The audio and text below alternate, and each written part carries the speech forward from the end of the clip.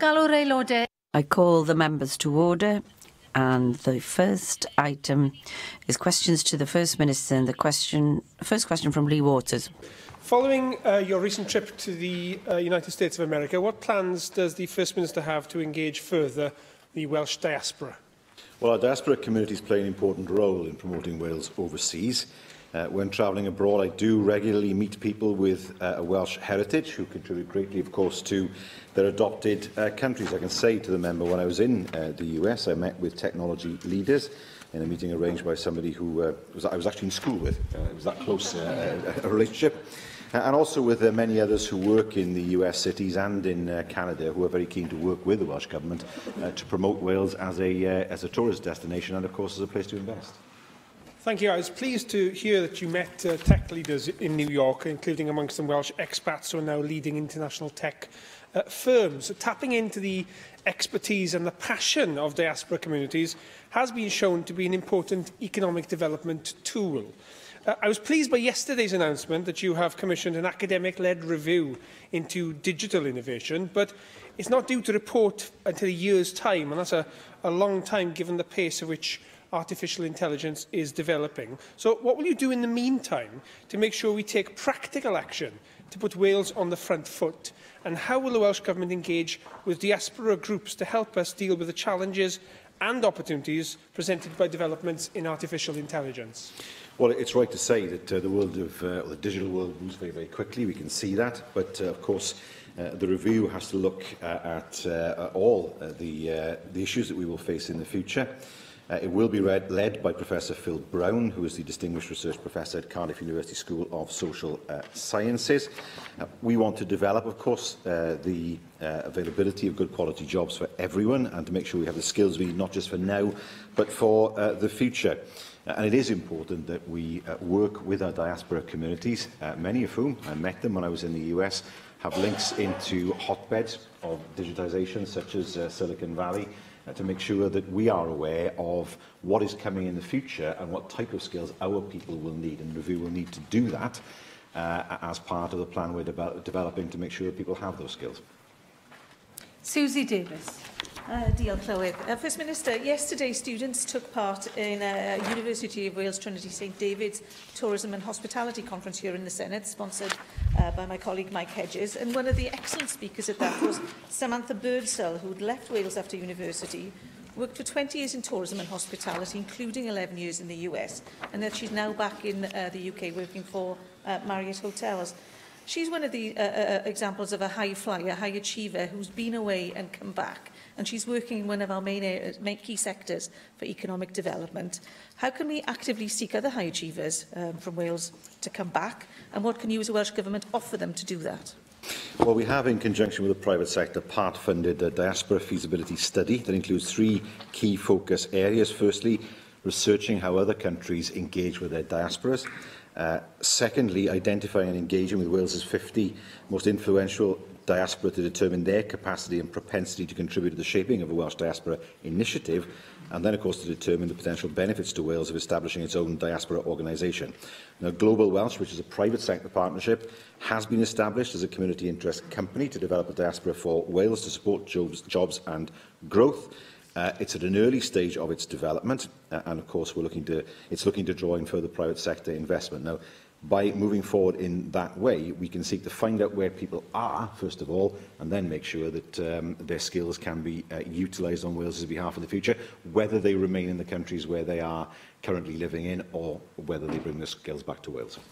Steffan Lewis. Diolch, Llywydd. I think of all the Celtic countries, we've got a lot of catching up to do when it comes to maximising the opportunities of engaging with our diaspora. There are a couple of points I'd like to raise to the First Minister. One I've raised before, and that is the decision of the Welsh Government not to continue to measure Wales's global reputation. I wonder if the First Minister could put in writing the reasons behind that decision not to measure Wales's global reputation, because I think that is a useful indicator, particularly when we look at engaging with the diaspora and, more broadly, Wales's reputation as a trading nation. And secondly, will he ask his officials to look into the possibility of a Welsh Government scheme to bestow on people an official Welsh Government certification of Welsh heritage, so that in exchange for a considerable fee and also, of course, a demonstration that they are of Welsh ancestry, people from across the world can have an official Welsh heritage certification from the government that they will cherish. It will raise funds for the Welsh Government that could be put towards great efforts and projects like Wales for Africa, or giving greater opportunities for young people from Wales to go and study and travel overseas. Well, the member it has always been a fond of original ideas, and that's one of them. And it's an idea, I think, that's worthy of further examination. What I wouldn't want to do, of course, is to suggest to people if they want to claim Welsh heritage, they've got to pay for it. But what is important is that we work with the diaspora that we have. Just to give you an example of how far we've come. Back in 2011, we had very few offices abroad. We've opened many more since then. We had no real link with the diaspora in the US. We had no link with Washington. Now we host an event on Capitol Hill every single year. That is an event that's attended by many politicians on Capitol Hill. We always host events in New York. There's a new Welsh Society in New York made up of young entrepreneurs of Welsh heritage, many of them from Wales originally anyway, who want to help us. And, of course, we've just opened a new office in Montreal. Montreal is the home of some major companies who employ people in Wales, and we know that we have a diaspora in Montreal as well. So what we have done since 2011 is to look at opening new offices in parts of the world where we know that the Welsh heritage is strong, in order to utilise the diaspora that exists there and work with them to promote Wales in their home countries, and of course make sure that we're able to open up opportunities for Welsh businesses as they look to trade with the US and Canada. Cwestiwn 2, Joyce Watson. Question 2, Joyce Watson. The First Minister make a statement on the Welsh Government's policy on food insecurity in Wales. Well, the Welsh Government is working with the Welsh Food Poverty Alliance to address food insecurity, and that includes increasing the uptake of free school meals and working with food producers, manufacturers, retailers and supermarkets to help them deliver on corporate and social responsibility. Thank you for that answer, First Minister. At the beginning of February, Emma Llewellyn-Buck MP had her second reading of her proposed food insecurity bill in the House of Commons. The aim of the bill is to ensure that UK Government establishes annual monitoring of and reporting of food insecurity in the UK. I was contacted by Jigsaw last month about this particular issue.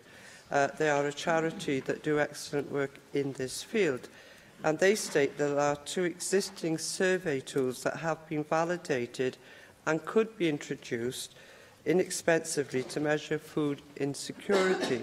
First Minister, what assessment has the Welsh Government made about introducing food insecurity survey tools into Wales? Well, we are working with the Welsh Food Poverty Alliance to address food insecurity. There are a number, we understand, of food insecurity survey tools. They all collate important information that needs careful consideration.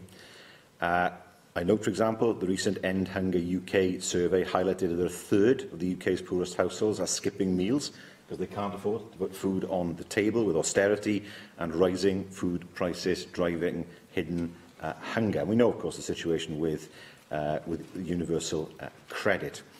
So what we want to do is to work with organisations to identify a tool that might be used in order to address food insecurity, because at the moment, of course, there seem to be a number of tools, but they all point to the same message, which is that austerity is driving people into poverty. Nick Ramsey. Diolch, Llywydd. First Minister, the United Nations has estimated the scale of the food security problem in the UK and indeed in other countries. But it seems to me, looking through some of the information that the UN has provided, that there's a lack of up-to-date, relevant data, both on a UK level and Wales-specific, so that we can fully assess the scale of this problem. I think the data that's being used is around 10 years old. Do you have any plans for the Welsh Government to collect more Welsh-specific data, or, failing that, to work with the UK Government to see if we can get that data bang up to date so that we know the scale of the problem that we're dealing with? Well, the End Hunger survey was published, it reflected findings published last year by the Food Standards Agency. In fact, the End Hunger UK survey was more recent than that even. I can say to the member that recent Trussell Trust analysis shows that in areas of full universal credit rollout of 6 months or more, food banks have seen a 30% average increase 6 months after rollout compared to the year before. Now, these are recent figures, and they show us the scale of the problem that is being caused by unending austerity. Simon Thomas. Diolch, Llywydd. Thank you, Llywydd. Last week, I staged an event here with the Women's Institute on food poverty. Jigsaw from Cardigan were in attendance. The Food Poverty Alliance were there, as were the Trussell Trust. And it's clear that the Women's Institute want to lead a campaign on food poverty over the next few months. And there is an issue of women here because they, generally speaking, do miss out on meals in these situations, and that is something that we should be clear on with the threat of universal credit coming down the line, and that's a threat to many communities in Wales, as has just been mentioned. What can you as a government do to work with organisations such as the Women's Institute to go into communities to ensure that they do their very best to support those families who are facing austerity? Well, two things. First of all, it's vital that we consider the situation in every part of Wales, and also that we should work with the Food Poverty Alliance in order to deal with the issue. But what is different at present is that the level of poverty among those who are of working age is worse than among pensioners, because historically people used to think that if they lived on a pension that they were in a worse position, but that is not true, because we've seen so many cuts to benefits as regards those that are of working age, and that is the difference now. That's why it's vital that we bring pressure, because there's such a great deal of pressure on families' income due to the UK government. Before we move on, it's appropriate that we mark the death of the former Secretary of State for Wales, Nicholas Edwards, Lord Crickhowell, a man whose vision transformed this area of Cardiff Bay, which is home to our Parliament today, and also Ivor Richard, Lord Richard of Ammanford, who led crucial work in 2004 in preparing the road to strengthening our National Assembly and creating a stronger Parliament for Wales. And I'm sure, as an Assembly, that we extend our sympathies to the families of both men. Questions now from the party leaders, and I call on the Leader of Plaid Cymru, Leanne Wood. Diolch, Llywydd. First Minister, your government has still not increased training places for doctors, and when my Plaid Cymru colleagues have asked about this previously, your Health Secretary said he would announce doctor training places separately to those of nurses, midwives and other health professionals. Can you tell us when we can expect this long overdue announcement? Well, that is something that the Cabinet Secretary for Health will be able to announce in due course. We all know, of course, that it's hugely important that we provide as many training places as we can, and places in areas where people can gain the greatest experience that they can, whilst, of course, building on the recruitment campaign that's been so successful in bringing doctors into Wales. First Minister, we need that announcement sooner rather than later. Our academic institutions and health boards need assurances that you haven't forgotten about doctors. Today, we've seen plans to unveil 5 new medical schools in England, at Sunderland, Lancashire, Lincoln, Canterbury, Chelmsford. Over the next 3 years, 5 new medical schools. It's relevant for Wales that these medical schools are aimed at what's known as under-doctored areas. In Wales, of course, the progress on Bangor Medical College has been painfully slow, and we're still now only at the stage where your government has only accepted students from elsewhere being given opportunities to spend more time in Bangor, rather than medical students being placed there on a permanent basis. And incidentally, those universities who work in partnership on this are making very positive noises, which is great news. Given that even the Tories are opening new medical schools in England, do you accept that you have been painfully slow in expanding medical education in the north of Wales? Well, it's hugely important that medical education, when it's expanded, can provide students with the breadth of experience that they need in order to qualify, and that is a factor that always has to be taken into account. The issue around Bangor, of course, has been well explored. We are keen to make sure that as many places as possible are made available around Wales, whilst, of course, ensuring that people have access to as many specialisms as they can to build up their experience. First Minister, doctor training rates are lower in Wales than in England or in Scotland. All of the organisations, the BMA, the Royal College of GPs and physicians, they've all been supporting calls for an expansion of doctor numbers in Wales. Now, we can't rely on other countries to train our doctors. We lose enough talent as it is. And by increasing capacity in England, the UK Government and the English NHS will attract even more of our future Welsh doctors. We have fewer GPs now than in 2013. We have fewer hospital doctors now than in 2014. So the claim that you sometimes make about record numbers of health staff includes nursing assistants, it includes admin staff, and it hides the fact that we are down on the number of doctors. Now, Plaid Cymru would commit to training and recruiting 1,000 new doctors for the Welsh NHS. Other countries are pressing ahead with plans to expand training places. Even Jeremy Hunt is doing it. It seems that the universities are keen. Why is Wales, under this Labour government, lagging so far behind? To December, the Cabinet Secretary announced a £107 million investment package to support education and training programmes for healthcare professionals in Wales. Doctors! That represents an increase of £12 million compared with 2017 to 18. That means that more than 3,500 new students will join those already studying healthcare education programmes across Wales. And the total number of people in education and training places in 2018 to 19 will be 9,490 people in training compared to 8,573. There will be a 10% increase in nurse training places across all 4 nursing fields and 161 nurse training places in 2018 to 19. Now, the mistake that is being made, in my mind, by Plaid Cymru is looking at doctors in isolation. You cannot look at doctors in isolation. You have to look at the entire healthcare range of healthcare staff, and that means, of course, nurses. It means looking at those working in social care. It means making sure there are enough people to make sure that delayed transfers of care continue to go down, and, of course, to make sure that you have staff like physiotherapists who are able to provide the services that people need. If we look at our recruitment campaign, it has been hugely successful in bringing doctors into Wales. It will never be the case in any developed health service in Europe that all the doctors in that health service are only trained within that health service. We want to attract the best people from around the world, and that's why, of course, our recruitment campaign has been so successful. Arweinydd wrth blaid. Leader of the Opposition, Andrew Arty-Davies. Thank you, Presiding Officer. If I could, with your indulgence, Presiding Officer, also lend my tribute to Lord Nick Edwards and Lord Richard, who were great pillars of improving the quality of life for people here in Wales, and also carried that charge into the second chamber and stood in their respective parties as great lead role models for politicians in future generations to follow. Their loss will be keenly felt by their families, but also by their political colleagues, and we pay tribute to their efforts on behalf of Wales and indeed the rest of the United Kingdom today. First Minister, yesterday it was highlighted in the press that the Welsh Government were thinking about tolling the M4 Relief Road, and certainly Jerry Holtham's proposals were called interesting by a Welsh Government spokesperson.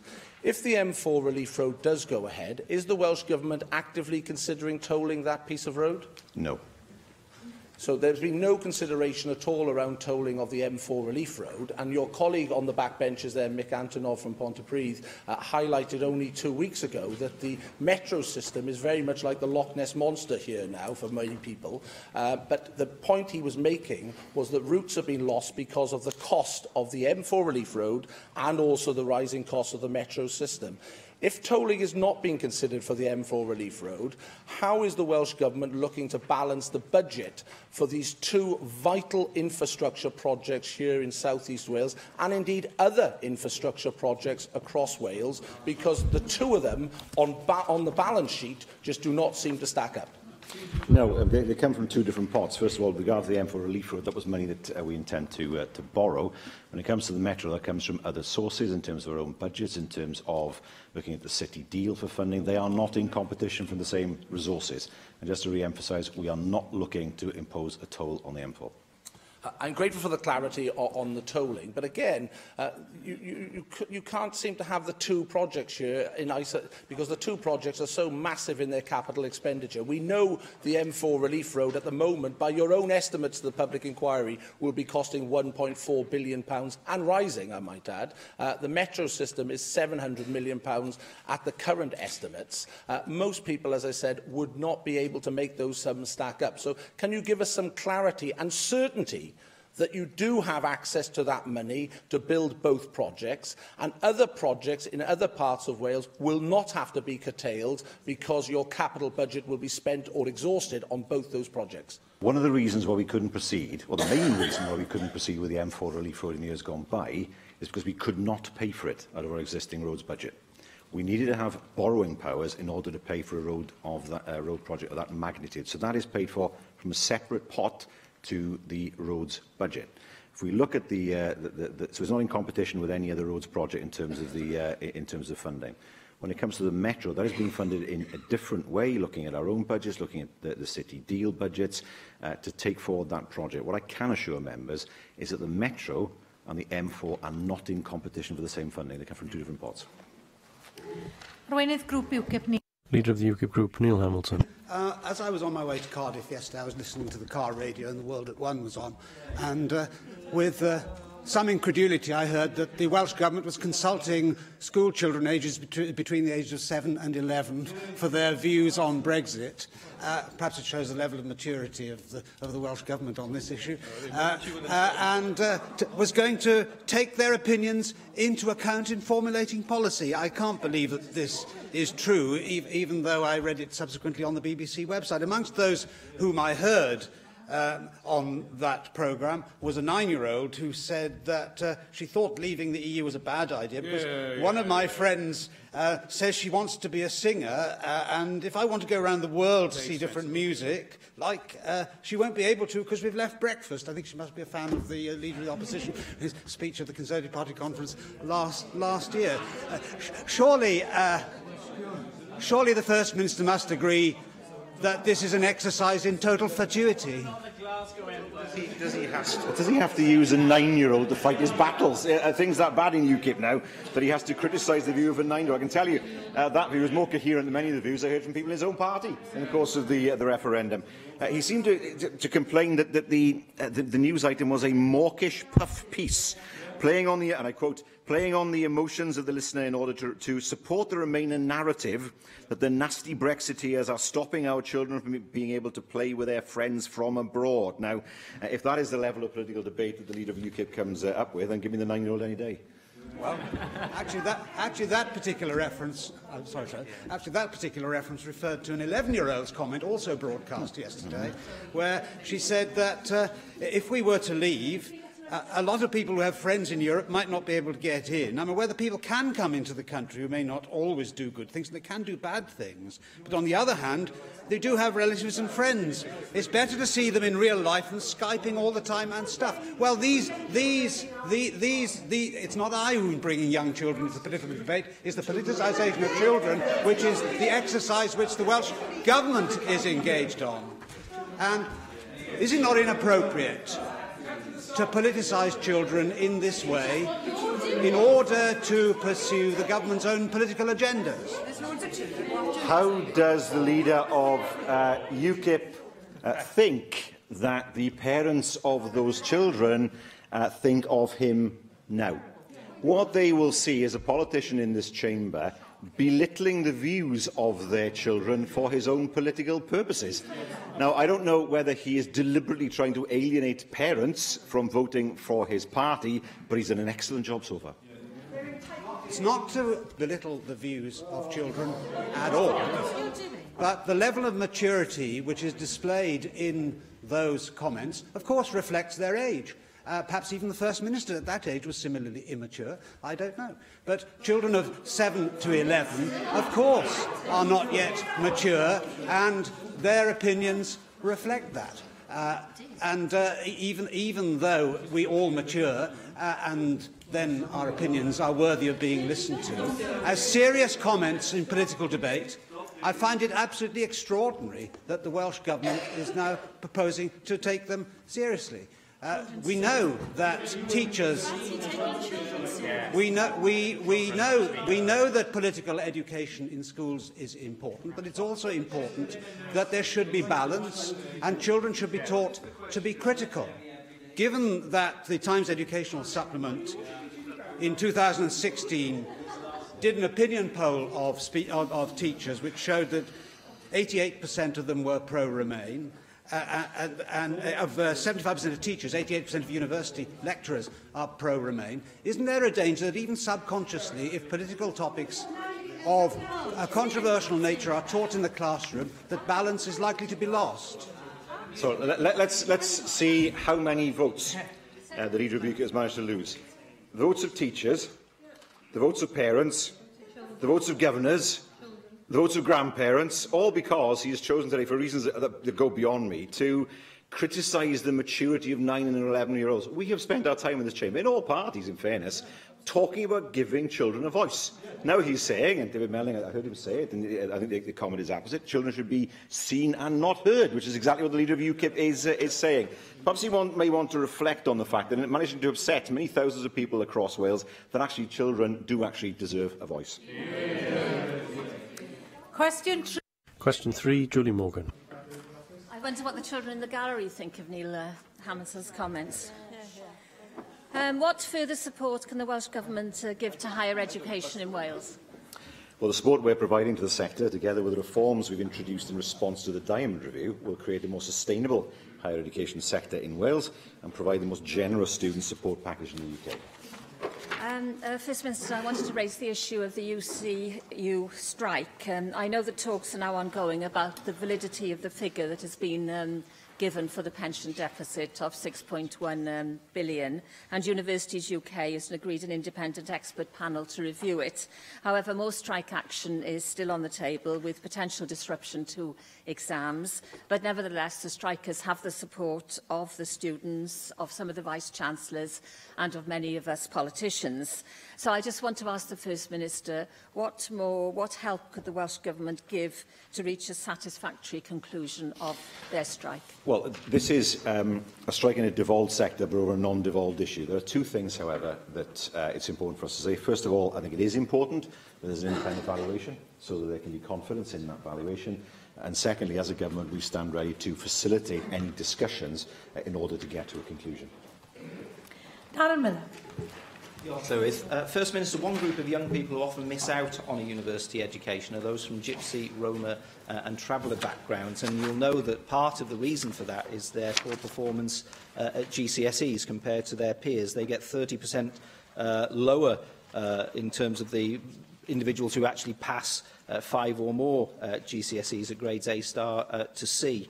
Now, one of the things which your government has done recently, which is going to make it more difficult for Gypsy, Roma and traveller children to be able to access a university education, is the axing of the Minority Ethnic Achievement Grant. Much of that, of course, was used by schools in order to support the education of Gypsy, Roma and traveller children. Will you consider reversing that decision? What additional support are you going to provide on top of it in order that we can address this inequality? Well, if I remember rightly, there were 3 local authorities that were particularly affected by the grant. We have made sure that money has been made available to them in order for them to provide the services that they need to. We do, however, need to look in the future as to whether the grant is targeted enough. We know that there's underachievement amongst the Gypsy traveller community, but of course in other minority ethnic communities achievement is actually higher than in the population as a whole. So the question for us will be, how do we look at targeting more precisely resources towards those groups that need it most? Clear Griffith. Thank you, Llywydd. Your government, of course, needs to be proactive in this area. You're right that the exact point is not devolved, but as you acknowledge, it does have a very significant impact on vast areas of the sector that are devolved. So in being proactive, will you convene a meeting of Vice-Chancellors in Wales to tell them exactly what your government views are on what's happened? And would you agree with Plaid Cymru that the way in which universities have treated our lecturers is entirely disgraceful and unacceptable? Well, what I said earlier was exactly what the union has told us, that they wishes to support them in order to have greater consideration of the value of the pension scheme, and secondly, to help to bring people together to see whether there's a way forward on this. But what we cannot do, ultimately, it would be very bad for us in Wales if the strike were to continue, so it's very important that we bring it to a conclusion, that the institutions come to an agreement with unions and via a settlement with them, which means that the students can carry on with their studies. David. Question 4, Hefin David. Minister, make a statement on Welsh Government support for adult part-time learning. We made it clear in Prosperity for All that we recognise the value of education and aim to instil in everyone a passion to learn throughout their lives. And we support a range of adult learning opportunities with a clear focus on supporting those in greatest need of our help. I attended a seminar with the Learning Work Institute last week in which those in need of returning to work and returning to education and developing their skills were highlighted. And one of the issues that was raised was the fact that those people returning to education may find it uncomfortable and intimidating going to formal college settings where they may be dominated by young people who are developing their skills in those environments and have perhaps a different set of skill needs. Therefore, community learning is really important, where returning learners can develop their skills in community settings. Would you be willing to commit that to be part of the National Skills Strategy, and also that the new post-compulsory education and training body overseeing FE and HE also puts that at the heart, community learning at the heart of their mission too? Yes, we made it clear in Prosperity for All we recognise the value of education. We want to instil a passion for education, of course, in our people. And that means, of course, supporting those in greatest need of our help. And that means, of course, making sure that where community settings are the most appropriate, that they are available in the future. In terms of the Tertiary Education and Research Commission for Wales, for them, of course, their task will be to provide strategic direction and leadership for the whole PSET sector, including adult learning, and to make sure that we provide the services that people need as close to home as possible. Mark Reckless. First Minister, the people of Newport have been promised significant investment with a new digital cluster which could revitalise the city. Will you provide the opportunities for adults currently in low-paid employment to retrain for Newport's emerging digital economy? So I missed the second part of that question. Will you provide the opportunities for adults who are currently in low-paid employment to retrain, that is likely part-time, for Newport's emerging digital economy? Well, of course, in the course of this afternoon, we will, or the Assembly will know more about the employability plan.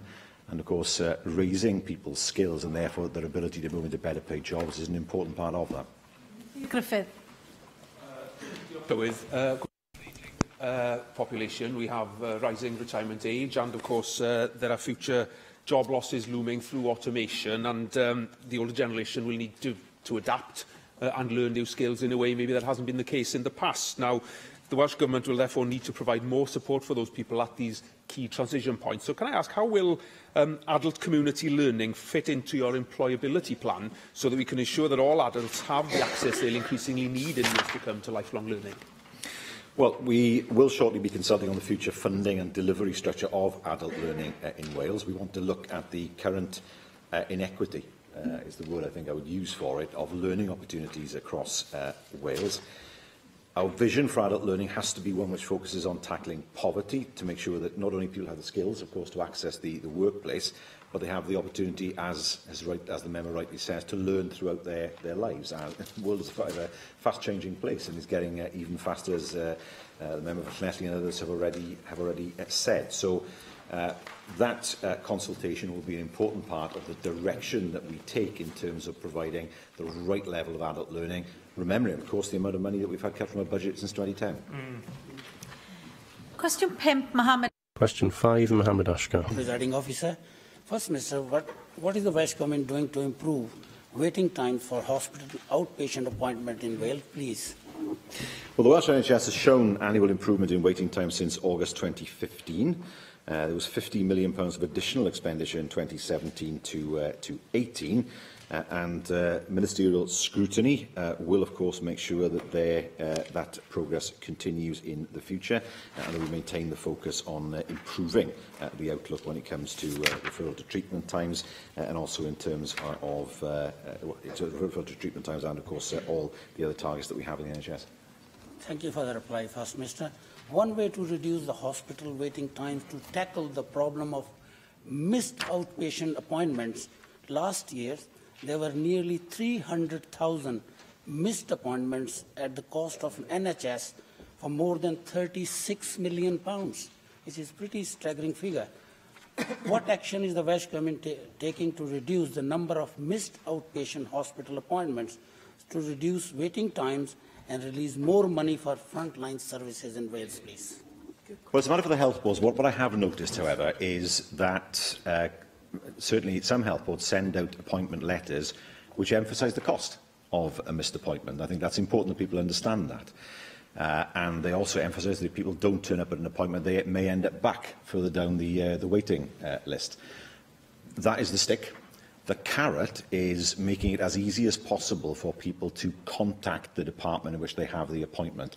And that means, of course, not just relying on a phone line, which might be busy or only open for a few hours a day, but being able to have an email address that people can contact, and then, of course, a swift response. And that is something I have seen with ABMU, and something certainly I think was good practice for the rest of the world. Bethan Syed. Thanks. People not turning up to outpatient appointments has a direct effect on ambulances and their capacity to turn up on time.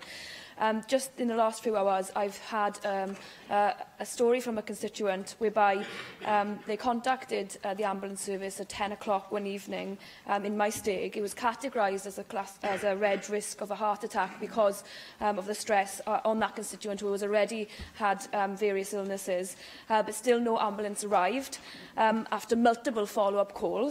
A family member also contacted the police because they were in such distress. The woman had to stay on the floor in damp weather because they didn't want to move her due to that head injury. And then eventually the police turned up, and then an ambulance almost 3 hours later. Now, this is really quite awful, and I think that the person who contacted me doesn't usually complain because they access the health service quite a bit, and they are the first people to praise the health service in actual fact. My colleague Rhina Bjorwerth raised the fact that this particular element of the system is broken last week and was met with disparaging comments from the Health Secretary. If it's not broken, First Minister, can you tell us how you are going to alleviate the pain for those people who are waiting for ambulances? Because we will be perhaps criticised for living in a bubble if we're not reactive to the fact that they are experiencing these long delays and want to be seen in an appropriate manner and do not want to be waiting for hours on the streets in damp weather conditions. Well, I can say that the 8-minute red target has been achieved for 22 consecutive months across South Wales, South Wales Central particularly. But of course, there are examples where that hasn't happened, and the member has given an example of that. If the member could provide me with details, confidentially, if the person doesn't want to give as many details as she feels is appropriate, I will, of course, make sure that the incident is investigated. Caroline Jones. Diolch Llywydd. First Minister, a large number of outpatient appointments are for diagnostic tests, where we see massive waiting lists. In December, we saw over 20,000 patients waiting more than 8 weeks, and over 1,000 patients waiting for more than 24 weeks. I hope you will agree with me that this is unacceptable and will get worse due to increased demand in the coming years. First Minister, how does your government plan to increase capacity in diagnostics to ensure nobody waits more than 8 weeks? Well, it's already happened because the number of people waiting over 8 weeks for one of the diagnostic tests at the end of December was 38% lower than the same point last year. We have invested heavily in diagnostic tests in order to get the waiting times down, and the figures are beginning to show that. Yes, it is, of course, right to say that there is, as ever, increased year-on-year demand in the NHS, but that doesn't mean, of course, that waiting times inevitably will keep rising, as the figures show. Question 6, Neil McEvoy. Question 6, Neil McEvoy. What assessment has the First Minister made of the Lobbying Scotland Act 2016 and how similar arrangements can be applied in Wales? Well, I agree with the conclusions of the Standards of Conduct Committee's report on lobbying that was published in January of this year. The Lobbying Scotland Act is now in force, so that lobbyists in that country will have to be legally registered. The same is true in Ireland, and there is a register in London. But Wales has the weakest lobbying legislation in these islands, because your government has chosen to do nothing. We now have lobbyists coordinating complaints against Assembly members to damage reputations.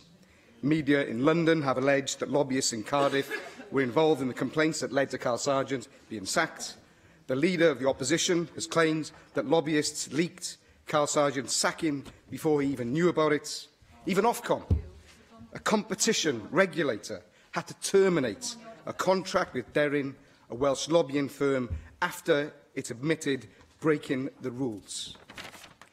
The public are now asking themselves, what on earth is going on in this place? Because from the outside, it looks a mess.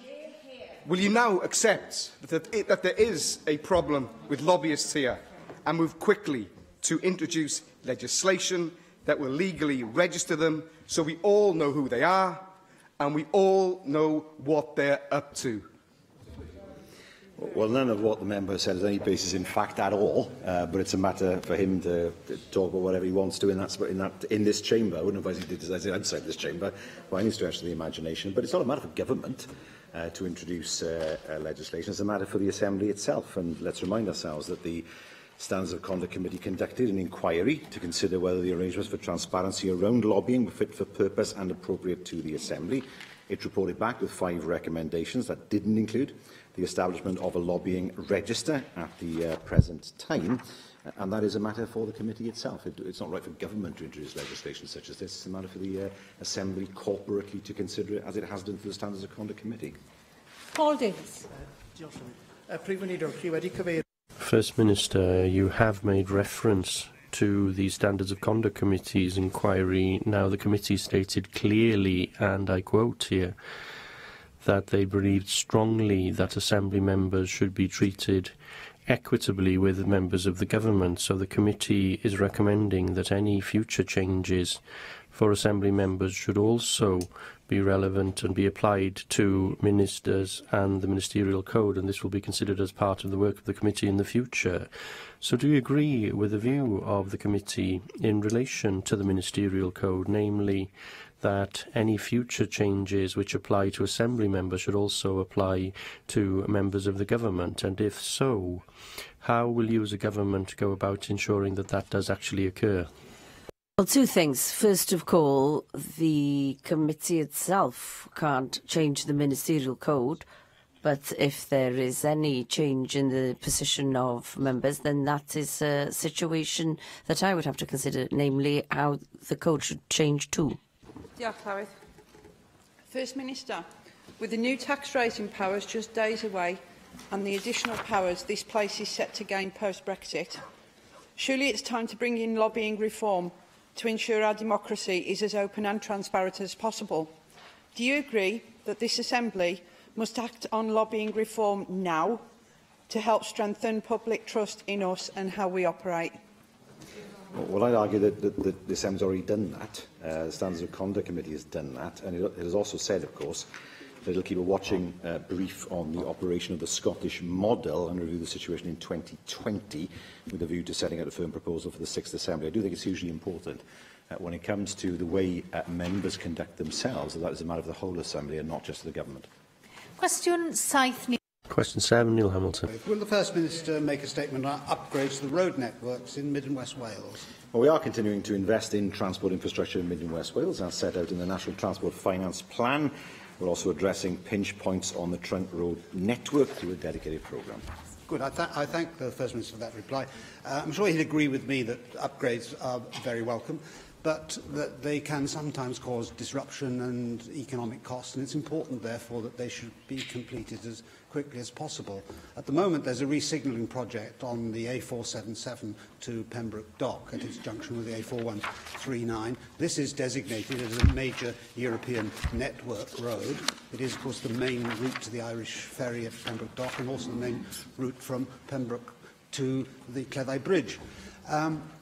Given that this is due to last for 17 weeks, that's nearly a third of the year, would it not be advisable in projects of this kind that they should be conducted not just in normal working hours but also at night or over weekends in order to reduce the economic dislocation which they would inevitably cause?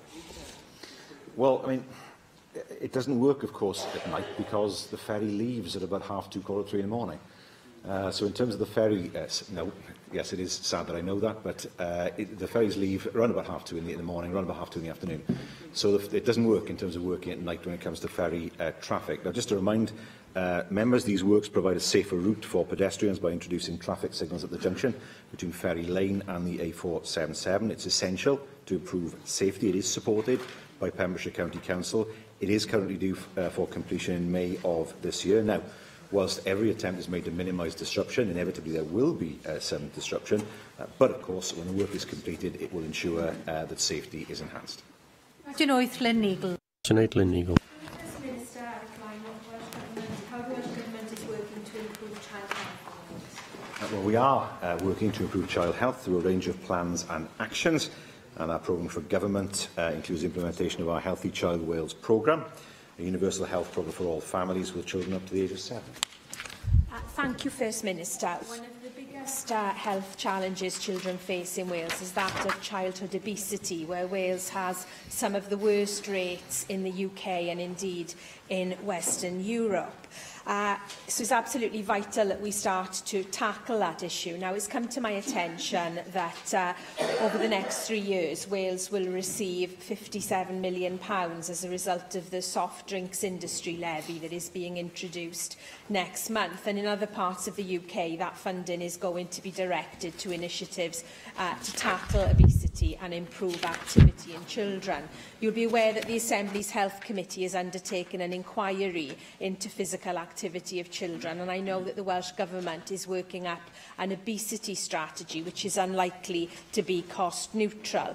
What assurances can you give that some of that substantial amount of funding will be redirected to tackle childhood obesity in Wales, and that the strategy itself will match the scale of the challenge that we face here? Well, it is something that we are considering. I can say we've received a modest amount of funding so far because of the UK Government's expenditure in areas in England relating to school sports and breakfast clubs. That money has been allocated for maintaining free school breakfast, new funding for summer holidays clubs, investing more in childhood immunisation, and of course looking at taking forward a transformation fund in health. Now, when that money arrives, of course, consideration will be given to how it's best spent.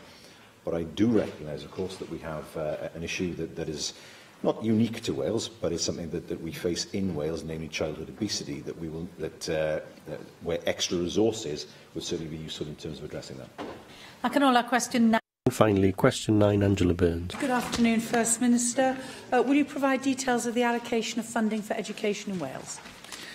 Well, education reform is a key priority for us. It reflects our efforts to get to the very highest levels of expectation for learners and teachers, and we've aligned and prioritised our budgets to our National Action Plan for Education. Earlier this month, your Cabinet Secretary for Education announced a £14 million injection of cash to help fund school affairs. This is a very welcome sum of money, and her statement very clearly said every school will receive some funding. Now, throughout Wales, we have a number of new builds, either built this year or literally in the last sort of 18 months to 2 years. In my own constituency, I have a case of 2 schools, one beside each other. One is brand new, costs millions of pounds. The other one is a very old school, decades old, where they've literally had to beg and borrow in order to be able to turn it into a Welsh medium school and to kit it out. I've been there, the roof is leaking, the tiles are falling off, etc. Do you think it is appropriate that every school should have some of this allocation? Would it not be more sensible, or would you consider looking at the schools that really need help to give us a good modern-day learning environment, or as best as we can get in some of those very old school buildings we have, rather than also giving some of this money to very new builds? Well, it is a matter for local authorities to prioritise which schools they wish to bid for funding in terms of the 21st Century Schools programme. But we don't direct which schools should receive the money. I was pleased last week to be in Ysgol Glan-Clwyd in St Asaph, where a new extension was being built there. But it is for local authorities. It is for local authorities. Let's remind ourselves that under the Members' Party in England, there are no new schools being built at all. There will be no funding available, and no doubt if they were in power in Wales, then there would be no new schools being built in Wales either. Yes, it is difficult, of course, where a new school is built, where other schools will say, well, what about us? But that is a question that should be directed at the local authority. It is for the local authority to determine and prioritise which schools and which works they want to bid for.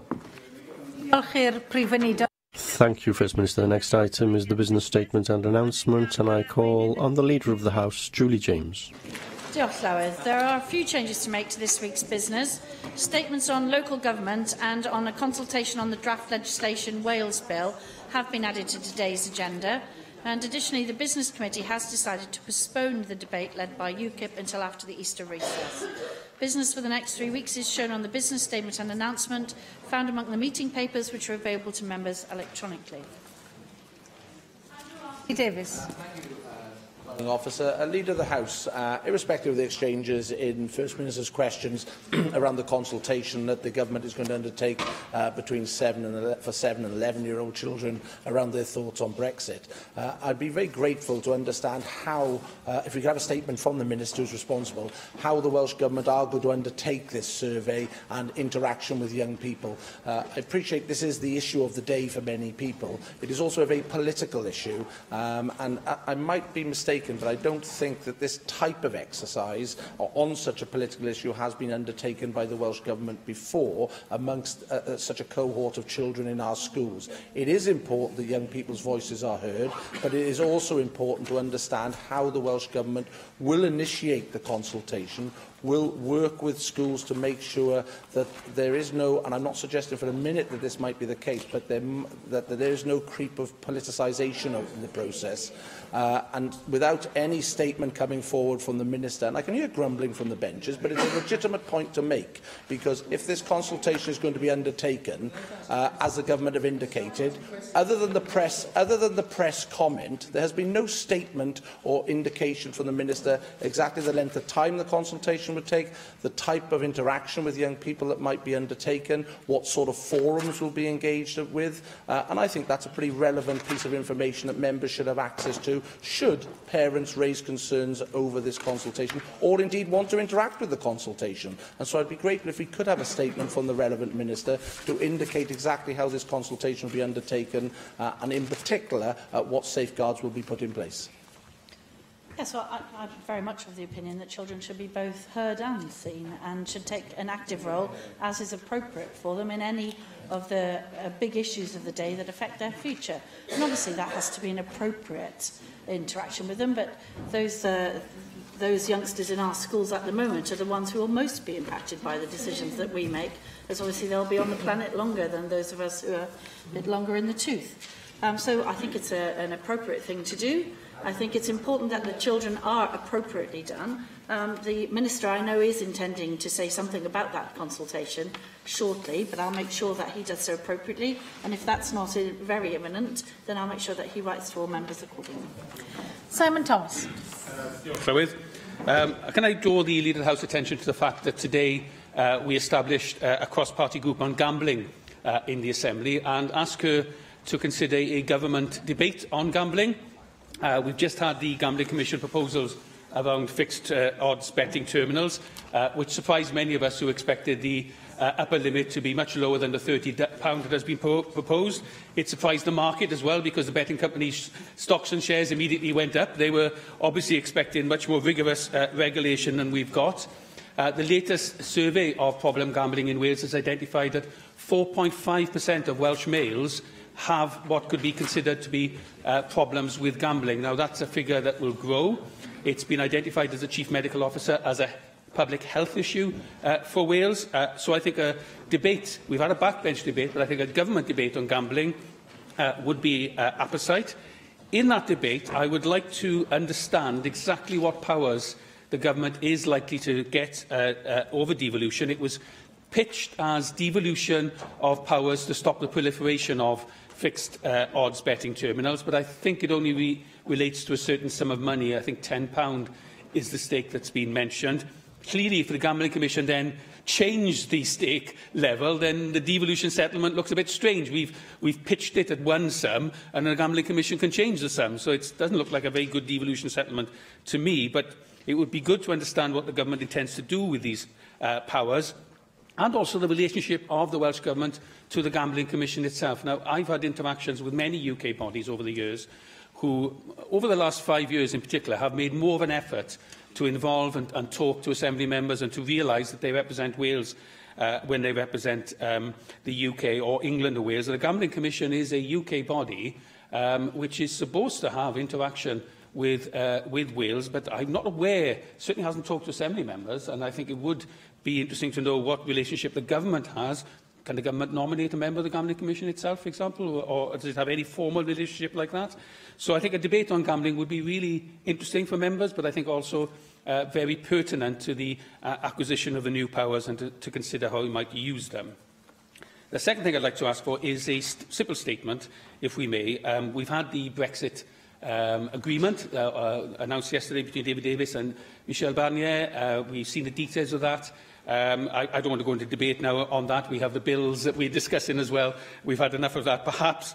But, of course, there is still, in that agreement, the potential that the whole of the island of Ireland will remain in a customs union and single market. That pushes the border straight into Holyhead in particular, but the rest of Wales as well, and there's huge implications for Wales in that.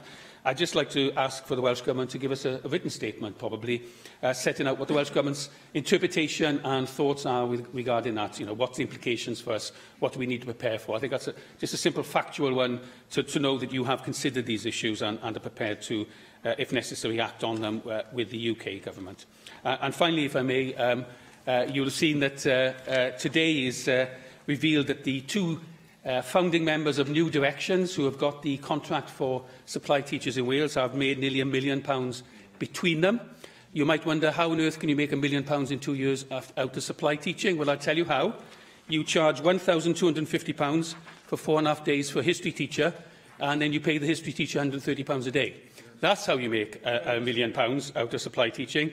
And we really should not have any profit made in supply teaching in Wales. It is completely wrong that public money is going to profit for supply teaching. And there is an alternative of a cooperative supply teaching agency or a local authority-run supply teaching agency as, for example, food standards are held within a local authority. The previous Education Minister talked about that but did nothing about it. This government has talked about it several times but has done nothing about it. Surely it's time to draw the line under any profit from supply teachers. Just introduce some quick and easy legislation, which I think we'll support, to outlaw these practices. Yes, well, that was quite a range of issues that the member raises. In terms of gambling, the Minister is going to bring a statement forward, in fact, about how we're going to use the new powers once we have them. But I think I'm right in saying that we do not have the power to appoint somebody to the Commission. We have asked for the maximum stake to be reduced to £2, and I mean, there's a massive campaign about this, so we're very disappointed in the outcome, which I think is a little bit of a fudge and kicking it into the long grass and not really taking responsibility. So I think we share the disappointment that the member expresses in that. But the Cabinet Secretary will be bringing forward a statement on the new powers and what we can do with them to make sure that we do get the best benefit.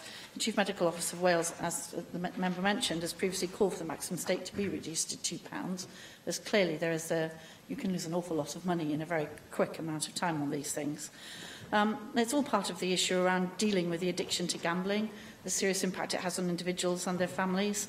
I've had a couple of meetings myself with the Advertising Standards Authority, actually, about some of these issues, so I'll be more than happy to undertake to have further contact with them about some of the adverts that are seen on late-night television. For those of us who watch late-night television, it's really quite astonishing how many there are.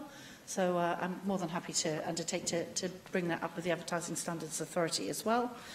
In terms of Brexit, yes, I'm sure the Minister, when he's recovered from his flu, will want to make a statement about the most recent negotiation outcomes as reported and their effect on our position and so on. So I'd like to wish him well. I very much wish he would be back tomorrow, but I fear not. And I'm sure that as soon as he is well enough, he'll want to update members on where we are with that. In terms of the supply teachers, that was a National Procurement Service contract. There were five entities submitted tenders. I know the members are aware of these things. I too heard the interview on the radio this morning with the supplier in question. I'm more than happy to have a conversation with the Cabinet Secretary for Education about her view as to the sentiments expressed on that programme. But the contract was let in the normal way through the National Procurement Service. But as I say, I'm more than happy to have that conversation with the Cabinet Secretary for Education. Dawn Bowden. Leader of the House, recent weeks I've been made aware of severe restrictions on the connection of power sources, including renewable power sources, to the national grid in Merthyr Tydfil, and so I presume in other areas as well. And it seems to me that that has significant implications for several policies of the Welsh Government, including energy generation, decarbonisation of the public sector estate, and for local economies. So could you, Leader of the House, bring possibly arrange to bring forward a statement from the Welsh Government about this problem and the actions that could be taken to overcome it?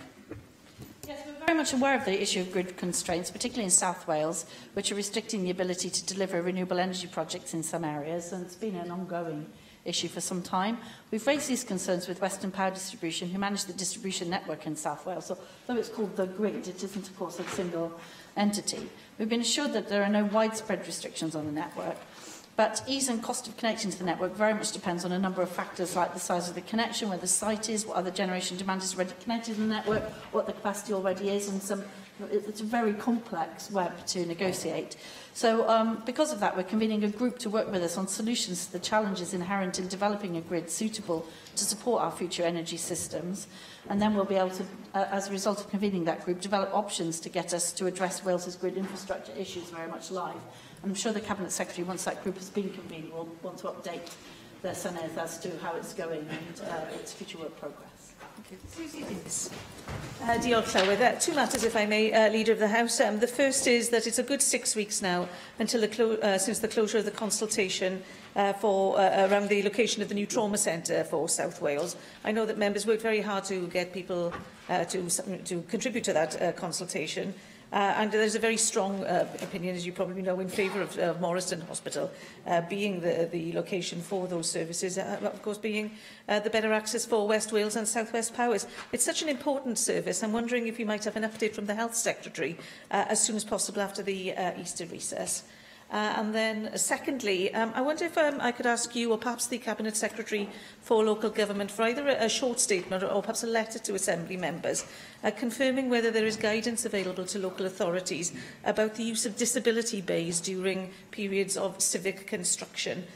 Constituents in Bridgend have complained that work being undertaken to comply with the Active Travel Act has meant that disabled parking bays are full of construction materials, and that makes it particularly challenging for them to access council services, not least going into council offices to make an application for a blue badge renewal. Thank you. Yes, when the Cabinet Secretary, on the first matter, I was very keen that as many people as possible contribute to the consultation. The result of that, of course, is that we have a lot of contributions to the consultation. So the Cabinet Secretary, as soon as that process is finished, will be reporting back. So shortly after the Easter recess, he's nodding happily at me, so I'm confident in saying that. In terms of the other matter that you raised, I have no awareness of that at all. I think it's actually the Cabinet Secretary of Economy and Transport that's responsible for that. So I would suggest you actually write the specifics of that particular incident to him, because I'm not aware of that as a general problem. Thanks. Dai Lloyd.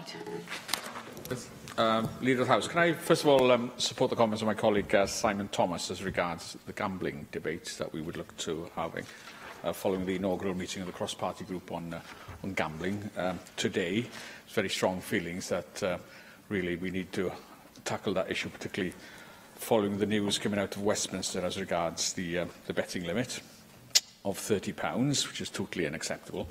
And my second issue is, you'll be aware, Leader of the House, that Abertawe Bro Morgannwg University Health Board has been under Welsh Government targeted intervention since September 2016, which, as you know, is only one step away from special measures.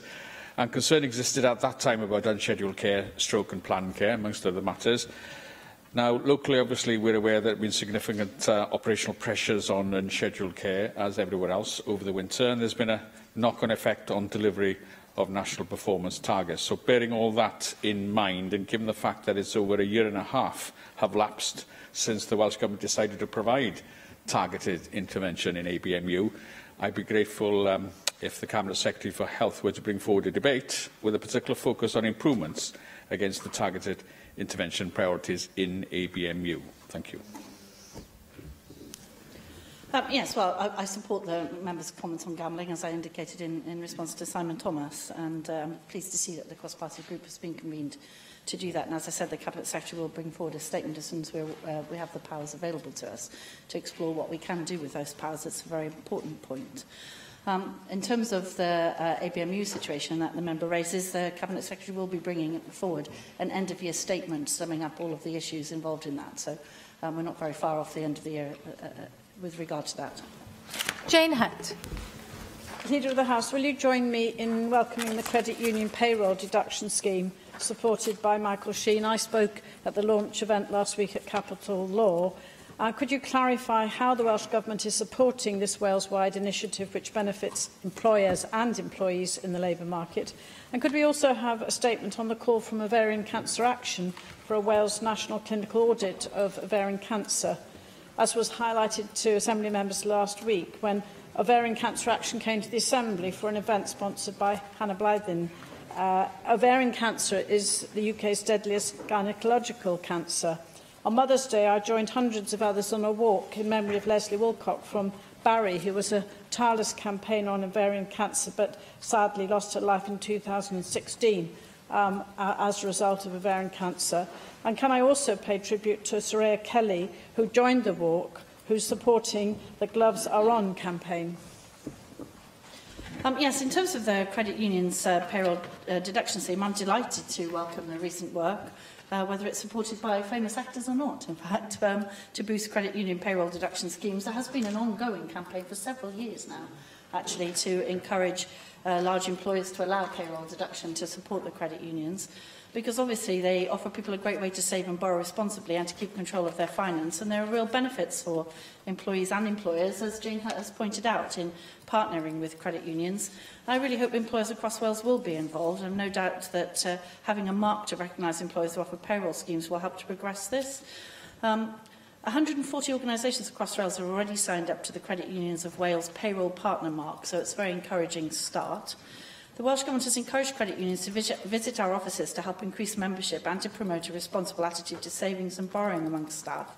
The Minister for Housing and Regeneration recently wrote to the Assembly Commission, in fact, to promote the value of payroll services for the National Assembly for Wales staff as well. We'll be advising them very shortly on funding awards to take forward projects from April of this year. So it's a very good scheme indeed, and I hope that we can extend it right across Wales. That's very good. Nick Ramsey. Two issues, if I may, Leader of the House. Firstly, as Minister for all things broadband and connectivity, I'm sure you'll join me in welcoming the UK Government's decision to pilot the 5G broadband technology in Monmouthshire. This is a great opportunity. I'm sure you'll agree with me on that. How are the Welsh Government planning to work with the UK Government on trialling this to make sure that it can be, if successful, rolled out as quickly as possible across the rest of Wales, or other innovative bespoke solutions can be developed? And secondly, many of my constituents are deeply worried about Naira and Bevan Health Board's decision to close the St Pierre Dementia Ward at Chepstow Hospital. I appreciate that this is a Health Board matter, but I wonder if we could have a statement on guidance to local health boards and ensuring that vulnerable people are not left, because of Health Board decisions, having to travel for very long, unreasonable distances to access dementia care that they need. I'll do those in reverse order. The Cabinet Secretary is saying that he's happy to look at any issues that the members are aware of. In that regard, so I'd suggest that you write with any particulars that you have, and he can address them in that way. I thought I was going to get away with not mentioning the word broadband today, but there we are, not to be. Actually had a very useful meeting with Monmouth Council and councillors there about broadband in Monmouth and about the 5G rollout. So we're very happy to support them. We had a very useful meeting about how we can do that. We continue to push for several 5G pilots in various places in Wales. I continue to be very concerned, as I've said very often in this chamber, about the way that the UK government intends to approach the sale of 5G technology. We'll be keeping very much a weather eye on that and consulting in all of the usual ways that we do. Thank you. I wanted to ask for a ministerial statement in relation to what's happening with the private sector's involvement in the safety of flats which come under the ACM scenario. Now, I know that the Westminster Government is looking into this situation, but when we received evidence to the committee chaired by John Griffiths, it became clear that much of the private sector hadn't been involved with this situation and hadn't provided information as to whether there was ACM cladding on their buildings. And I have met with a number of tenant groups in the private sector who are concerned that they will have to pay the bill if there are problems. So before we break for recess, I wanted to ask for an update on our return so that we can understand what's happening specifically in the private sector. Yes, I understand that we've made excellent progress actually engaging with private owners and managing agents of around 105 high-rise residential blocks across Wales. But the Minister is indicating that she's happy to update us about where we are at the moment. So fortunately for you, she's sitting behind me indicating her agreement to that.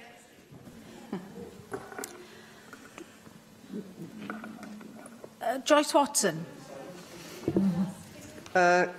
Leader of the House, I'm afraid you're not getting away from broadband, because that's my question comes from correspondence that I've received from the RNLI, and they brought to my attention lack of broadband at their St David's Head station, and they assure me that it's the only RNLI station in the whole of the UK without broadband.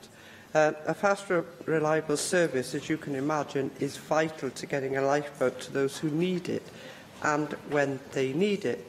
And at the moment, the launch of the lifeboat can be unreliable due to poor radio links, particularly in bad weather when, of course, the lifeboat is most likely to be needed. And the RNLI informed me that they're in the process of updating their launch system in St David's, but a reliable broadband is critical. And it seems that they've fallen off the end of the system that has been hugely successful, but in this case is completely missing. So I suppose my question is, would you have a word with the Cabinet Secretary responsible for broadband, that is yourself, and talk and engage BT in some talks about installing broadband in whichever way they do it, to this lifeboat station in St David's, so that it isn't the only RNLI station without broadband in the UK.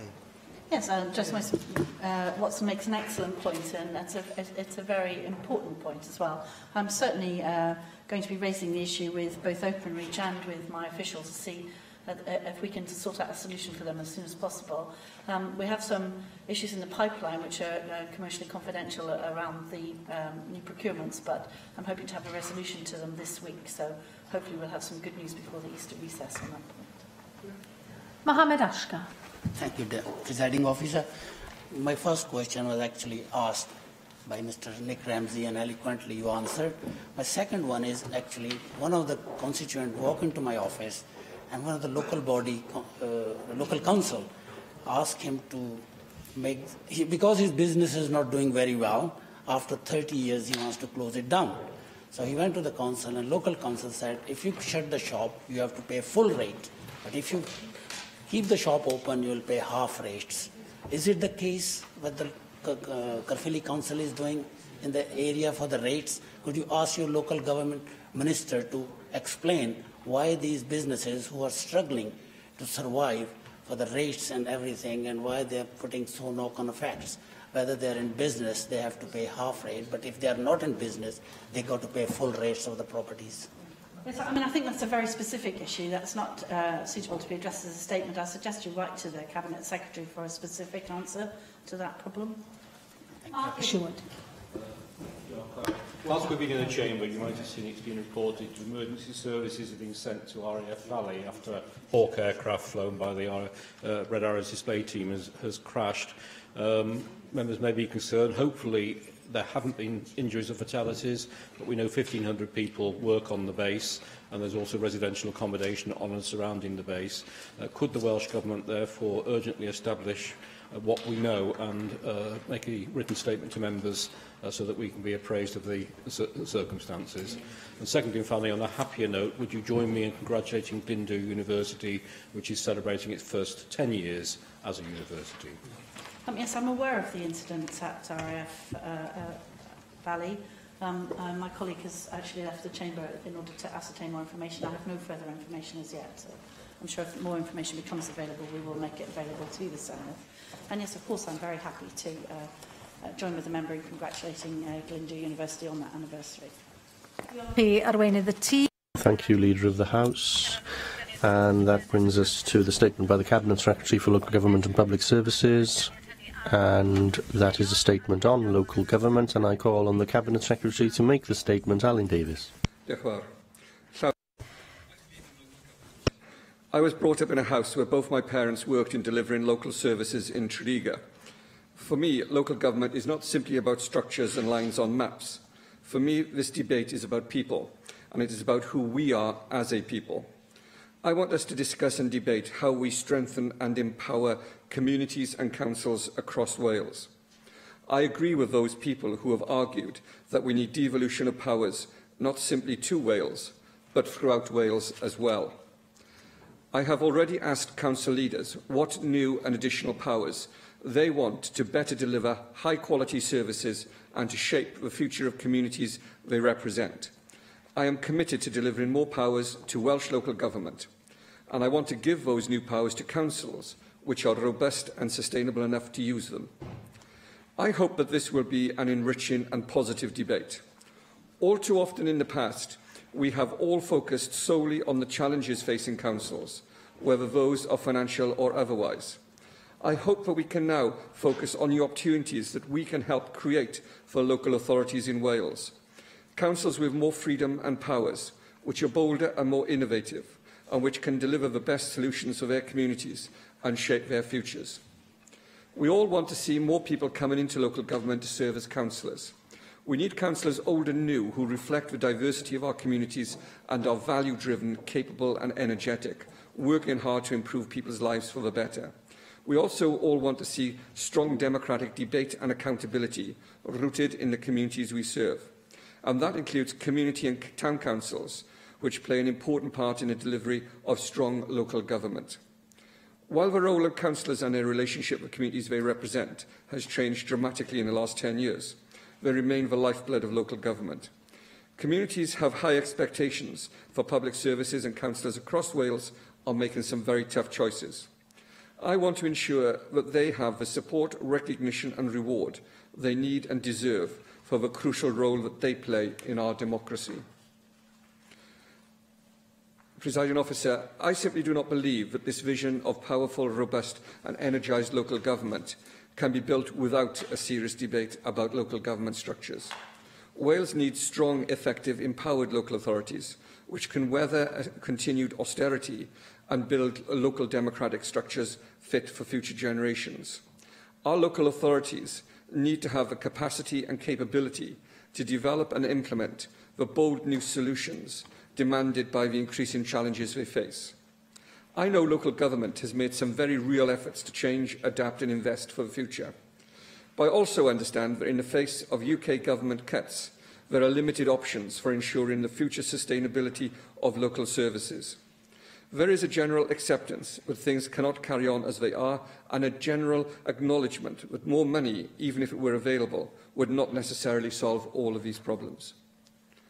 Working together regionally remains crucial, It is central to our model of delivering education and social services and has been led proactively by local government through the city and growth deals. This must continue, and I know that local government leaders remain committed to working regionally. I am committed to working with local government to secure change. I have already announced proposals to increase participation and to improve a democratic process for everyone in Wales, and will continue to work hard to deliver this shared vision. The Green Paper consultation I'm launching today sets out the proposals to explore the possibility of creating larger, stronger councils. The Green Paper sets out for debate possible options on how this can be achieved. These options include voluntary mergers, a phased approach with early adopters merging first, followed by other authorities, or finally a comprehensive programme to create a new structure for local government. Presiding Officer, bringing local authorities together whilst making a range of changes designed to reinvigorate the democratic process and strengthen the role of elected members offers us an opportunity to deliver democratically accountable, high-quality and sustainable public organisations which can address the many economic and social changes and challenges our communities face now and in the future. I believe it is important, as part of this debate, to have an agreed future footprint for local government. While I believe that such a future footprint is crucial, I am open to a discussion on what this might look like. The Green Paper sets out an approach which reflects the thinking of the Williams Commission and builds on feedback from previous consultations to stimulate discussion to arrive at an agreed approach. I recognise that there are a number of challenges in creating larger, stronger authorities. These challenges are not insurmountable. They are potentially complex, and overcoming them will require commitment and leadership at all levels of government. However, in themselves, they are not reasons for avoiding delivering changes to help transform and sustain our public services for the future. I believe that local government has a vision and ambition to transform our communities, and that we, as the Welsh Government, need to equip them to realise those ambitions. I am making proposals today, but I remain committed to a conversation and would welcome any additional proposals from others. Presiding Officer, I hope now that we can have that positive, constructive and optimistic conversation about how we empower and strengthen local government for the future. Jonathan Saunders.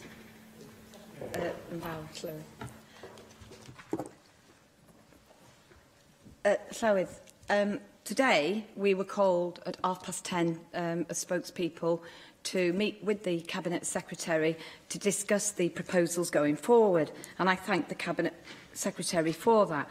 And he has maintained since he came into post, he wanted to do so with absolute respect. And that's something that we want to work forward to, is in positive going forward terms. However, I have to be honest, to then present a green paper 70 pages long, with very little time to absorb it and, you know, sort of be able to scrutinise you directly, doesn't give us much, and I think there is a lack of respect there. However, we move on. We are where we are, and we do have spokespersons' questions tomorrow, so no doubt I'll be teasing some of the more contentious points out.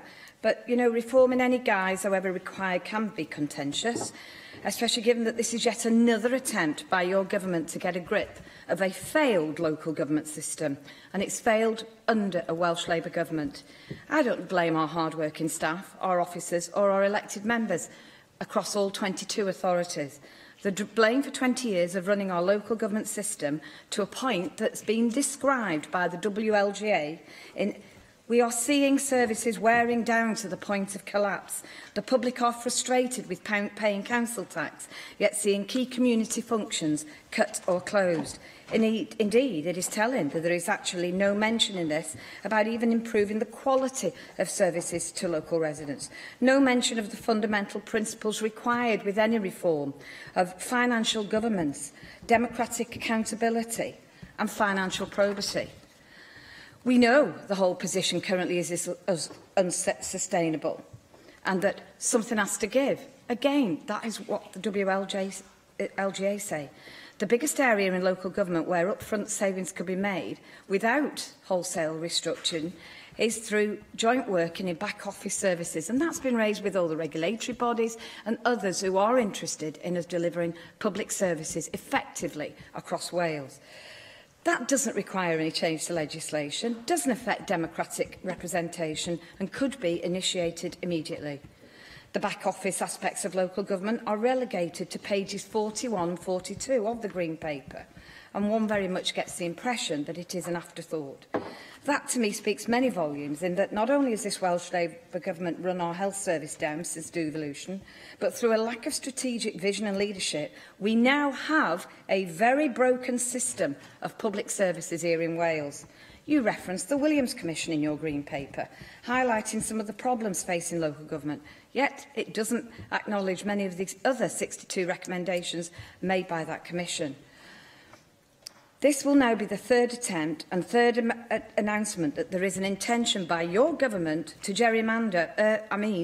reorganise local government.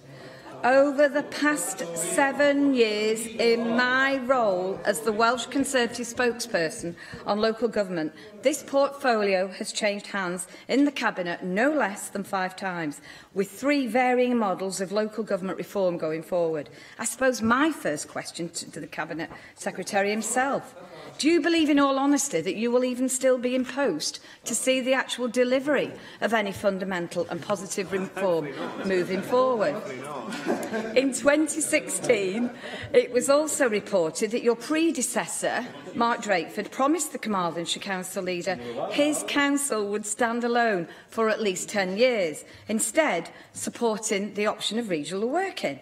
We now find out that the Green Paper seeks to scrap regional working, and in doing so, you are throwing councils, their staff, into more turmoil and uncertainty. Now, I think this now comes to the 3 proposals for local reform in 2 years. The number of publications and consultations listed in Annex A, 8 in 2 years, demonstrates just how long a journey it has been from Williams to now. It has certainly not been direct. I note the options outlined in the Green Paper and consider that only one protects local authorities from voluntary mergers. Were your predecessors' assurances to Carmarthenshire Council, therefore, wrong? With regards to option 1 and voluntary mergers, now that these are back on the table, will you be making approaches to those authorities? And what have you done to date to those who came forward with voluntary proposal mergers before to make amends for those that were quite badly thrown out by a previous cabinet, well, a minister at the time? Regards to option 2 and 3, we face the same concerns regarding the actual process towards mergers. Where is your cost analysis, for actually implementing a system that will, in effect, see 22 local authorities taken down to 10? On council tax harmonisation, little is said within this paper it says that there's been convergence, and in the majority of places, the differences today are small, and this should not be an insurmountable issue. But we know in Monmouthshire, for instance, Band E properties is £300 less than Blaen y Gwent. And you actually seriously want to merge Blaen y Gwent to Torfaen with Monmouthshire. We know what this is about. This is about working with the new electoral system going forward. And this is a political reform. It's not about bringing good services to our people. On transition committees and shadow authorities, we have the same questions as in the last Assembly. How will they be accountable? What will the costs be? Who will safeguard and plan them well ahead? I know you've explained you intend to devolve significant powers to local authorities. It's taken you 20 years to actually even think of doing that. For example, land use, planning, housing, skills, transport and environment, as well as issues relating to funding, finance and taxation. Cabinet Secretary, this is a considerable breadth of scope, and I do remain actually cynical as to whether this Welsh Government is up for it. Essentially offering up more ways to tax our hard-working local residents. We know that the LGA Labour group in England has called for higher council tax, a new land value tax and a hotel tax. Can I just ask you to bring your questions to a close? Okay. You've now taken longer than the Cabinet Secretary, so if you can draw your questions to a close. And Okay. With your proposals for larger local authorities, does the Cabinet Secretary envisage that councillors will be elected via proportional representation or first past the post? We would like the answer to that today. And finally, will you confirm how many council leaders have asked you to leave their councils alone and actually continue in the model now of 22 local authorities? How many council leaders, Cabinet Secretary, in all honesty? Thank you. I think members across the whole chamber will be glad to hear that the Conservatives do finally have a couple of questions at the end of that. I will say to the member, you know, I finished my statement with the words that I hope that we can now have a positive, constructive and optimistic conversation. Perhaps that in itself was optimistic. The member has listed a number of consultations and the process we've been through over the last few years. What she failed to mention is the fact that she hasn't supported a single one of those proposals, and neither has she brought forward any proposals of her own. You know, it isn't sufficient. And let me say this very, very clearly. It is an inadequate response to the challenges faced by local government to simply say and repeat speeches that were made 1 year and 2 years ago. That's an inadequate response. It's an inadequate response. It's an inadequate response. It's an inadequate response to what is being proposed today and what has been proposed in this white paper. Let me say this. The member concerned, the Conservative Party, you've asked the questions. I'm quite prepared to sit down if you're not prepared to listen to them, to the answers. Let me say this. The Conservatives describe our local government system as a failed system and a broken system. I reject that description. I reject it completely. I reject the criticism that she makes of local government leaders, and I reject the criticism she makes of the way in which local government is currently being managed in Wales. What I want to do is not look for difficulties and look for where there are challenges facing local government, but what I want to be able to do is to look at the future for local government and to be positive about that future. The member asks about voting systems, and she uses some pretty poor language in order to describe her concerns. But I have to say to her, I made that statement in January on electoral systems. We have not revised that in any way at all, and that forms a part of the basis of what we're saying today. But I hope that the Conservatives will break with the habit of a lifetime and look towards a positive future for local government in Wales. I hope that they will engage in this process. They haven't to date, but I hope that they will do so. And let me emphasise again, Presiding Officer, this is a green paper process. It is not a conclusion of a conversation. It is a beginning of a conversation. I want to hear, and I will be proactively seeking to hear, not only what people have to say about the proposals that I make in this document, in this green paper, but proposals that others wish to make as well, and proposals that they have to empower local authorities, proposals that they have to make local government more robust and more powerful in the future, proposals that they have in order to devolve more powers from this place to local government across Wales, proposals that they have to improve the delivery of services, and proposals that they have in order to strengthen and empower democratic accountability and our local democratic debates across Wales. So far from the Conservatives, whenever the difficult questions are asked, all we hear is a deafening silence. Sian Gwenllian. Diolch, Llywydd. Thank you, Llywydd. Like the Cabinet Secretary, I was brought up in a home where both my parents worked for a local council, providing local services to children and adults in Gwynedd. I've been a community councillor and a county councillor, and I share the Cabinet Secretary's view on the importance of local government. This is the safety net that safeguards our most vulnerable people and communities. The task is becoming increasingly difficult as the austerity policies bite, and I have the utmost respect for the work undertaken by our local councils across Wales. Therefore, what on earth is going on in this government's ranks? Today, We received confirmation of a far-reaching U-turn on the future of our councils after 2 years of going in one direction under the leadership of Mark Drakeford. We see a new Cabinet Secretary bringing a green paper forward, which is a substantial and shocking U-turn. This saga, indeed this farce, poses fundamental questions on the ability of this government to govern effectively, and poses fundamental questions on the current leadership of the government. You will recall in July 2015 there was an announcement by Leighton Andrews, the Minister for Local Government at that time, that proposed the creation of 8 or 9 local authorities from the 22 we currently have. You'll recall the storm of protests that emerged from that, and by the publication of the Labour manifesto before the 2016 Assembly election, that had been ditched. There was no commitment to that number of councils, or indeed any number of councils that Labour would want to create. And Unison said at that time, we are in a state of limbo. The workforce is anxious and fearful of the future. Leighton Andrews lost his seat in Rhondda in May 2016. Given the substantial victory of my friend Leanne Wood, the leader of Plaid Cymru, Mark Drakeford became Cabinet Secretary for Finance and Local Government, and there were new proposals on the table.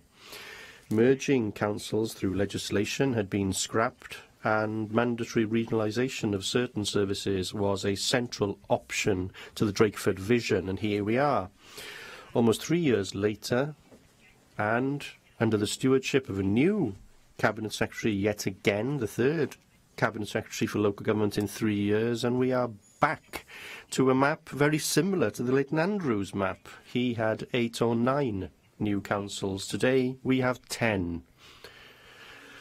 Therefore, I would like to ask why council mergers will attract support this time when it failed last time to do so, and can you confirm that the timetable in option 2 would mean that councils will have until 2027 to merge? I think Janet Finch-Saunders asked that question, but I didn't hear any response to it. Mark Drakeford had guaranteed that there wouldn't be change for 10 years. I'm already receiving messages asking for confirmation of that, so I would be grateful if you could confirm that. In terms of the new powers to be devolved to these new councils, what will those powers be? And will funding follow those new powers? And finally, will your government carry out an analysis of how much the option of merging councils will cost? To conclude, there are 3 things that have become clear. Once again, local government is in limbo. Once again, staff are uncertain about their own futures. And once again, we are going round and round in circles, recycling proposals and restarting conversations which has been held unsuccessfully in the past, and there is no sign of progress from this ineffective government. I'm still going to be continuing with my optimism with the kinds of questions that we're having, because what I hear from the spokesperson from Plaid Cymru is a reiteration of history, a historic argument, but without offering any new ideas. And that's what we're not seeing in this, is that none of the opposition parties that we've heard from already, they don't have any ideas at all about how we're going to move forward. So may I say this very clearly? I have been talking to council leaders the length and breadth of Wales, including Plaid Cymru leaders, and may I tell you this, nobody is going to say that they are content with the current situation and feel that the current structures are sustainable for the future. And I have to face that. I have to face that. It is possible for you to look back to the past elections, but I have to look to the future. I have to look forward and think about the kinds of structures that will give a certainty for council staff and for the people who receive local services. It's not enough not to take part in this debate about the future. And I'll say this. I want to seek agreement with local government. I don't want to push change through unless there's support for it. I want to spend time having these discussions. I want to spend time leading this debate. I want to have the kind of debate across Wales to ensure that we do get that agreement ultimately, so that there is agreement on the way forward. And I'm willing to invest time to do that. I'm willing to invest the resources as a government to ensure that we do get that agreement. But we also have to have leadership. We have to have that leadership. And it's not enough to look back when you're trying to lead. You have to look forward. I'm having discussions at the moment about the kinds of powers that we can transfer to local government, and I will be making a statement on that when I'm in a situation to do so. The member asks whether funding will be available for these new powers. Well, of course, some of these powers can draw their own funds. It depends how the local authorities use these new powers. So I want to look at how we put together a new package for local government, and I'm going to be seeking agreement with local government. But I'm going to ensure that this agreement is an agreement that is an ambitious one, ambitious for local government, ambitious for the future, and ambitious for what we can do as a nation. Lynn Neagle. Thank you, Presiding Officer. Thank you for your statement, Cabinet Secretary. I know that you are very well aware of my very deep concerns about the impact of attempting a major restructure of local government during a time of austerity. And can I take this opportunity to remind the Cabinet Secretary that in the last Assembly, Torfaen submitted a proposal for a voluntary merger, which was declined. So there is absolutely no shortage of willingness to collaborate in Torfaen. I do have some questions.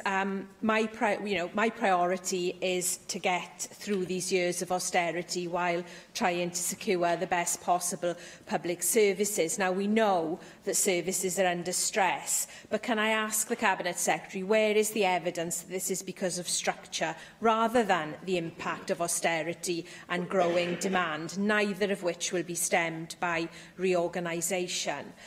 Can I ask what the Welsh Government's estimates, I'm assuming that the Green Paper has been costed, what are the costs of reorganisation and how will it be paid for, given the current shortage of resources?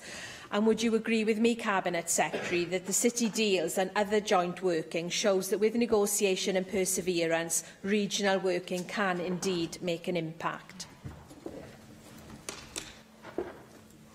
Yes, regional working is a crucial and critical part of what we're doing. This is not an either-or, if you like. This is about creating the units of governance with a capacity and a strategic ability to empower and to drive forward regional working. You know, you and I both supported the proposed merger with Torfaen and Blaenau Gwent in the previous Assembly, and I think you and I both spoke in favour of that at the time. We certainly both met our respective council leaders at the time, and we certainly did provide support to them in taking that forward. And I think we both share a disappointment that it didn't happen at that time. And certainly that's what I will be seeking to do now. In answer to the previous question from the Plaid Cymru spokesperson, I hope I was very, very clear that what I'm seeking to do here is not to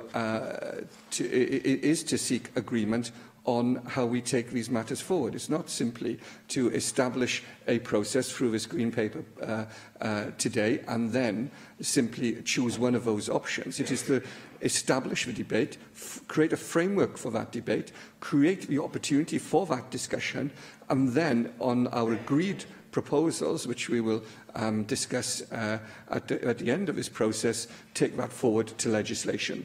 Now, at the moment, we're not in that position. we're not in the position to actually give you some of the detailed answers that you've asked for, because we haven't taken that decision. And what I don't want to do, and this is what I really don't want to do this afternoon, is to end a conversation with the conclusions of that conversation. What I want to do today is to begin that conversation and look for not just a debate on the options that I am making here, that I'm proposing here in this Green Paper, but if there is a plan which comes from either Torfaen or Blaenau Gwent or elsewhere, then let me say I'm very, very happy to consider that.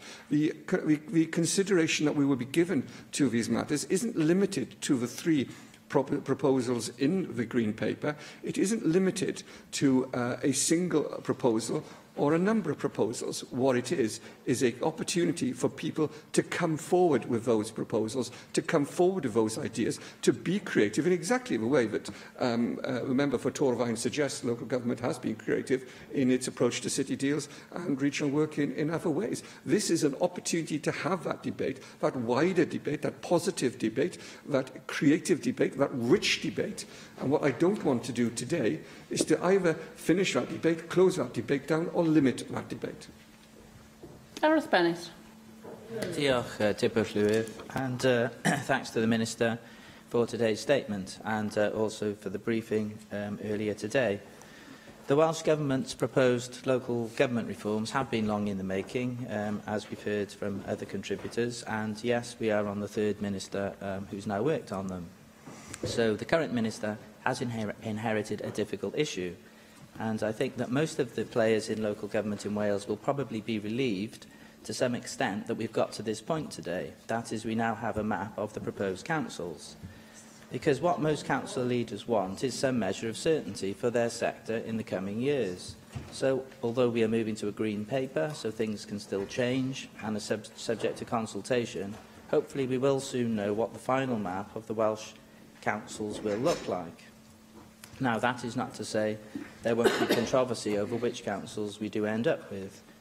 Janet raised the issue earlier today of possible political fixing. Now, I won't use the same term, but we know that's always a possibility when boundaries change. But I think there are genuine concerns that are always likely to arise from this kind of reorganisation.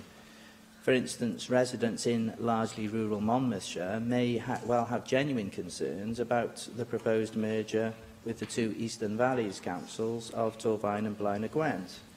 There may be concern too in the Vale of Glamorgan about the proposed merger with Cardiff.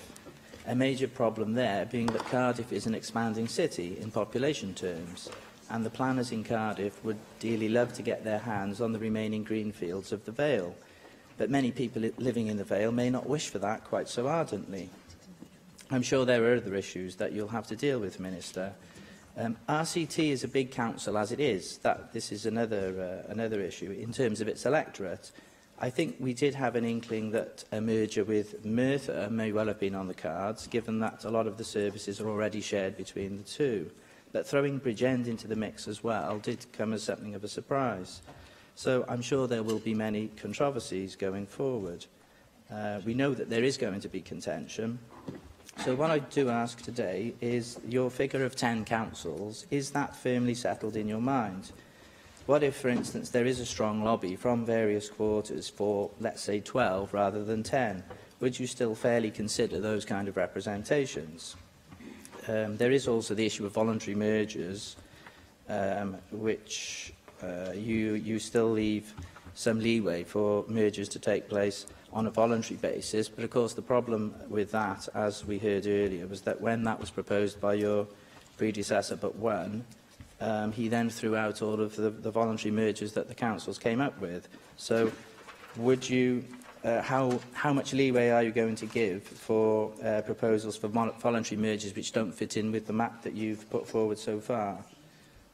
Regional working, Lynn Neagle raised that. You cited the importance of regional working yourself in today's statement, and I think we need to encourage regional working. And I know that there is some good practice going on in the use of regional working, driven by financial imperatives. We know there's a lot of stuff going on in South East Wales where they are using shared services. Now, is it your plan we know that there's no, you've got away from this comment of mandatory regional working that Mark Drakeford was very keen to use. He kept using the term of mandatory. You're not using that anymore. So how are you going to drive forward the idea of regional working? And also, once you have your councils, whether it be 10 or 12 or however many, will you still be encouraging regional working beyond the parameters of one council? Will you still be encouraging, for instance, a Gwent-wide regional working, which I understand is happening in some cases at the moment? Anyway, thank you. Diolch yn fawr iawn. Thank you very much, Deputy Presiding Officer. I will say that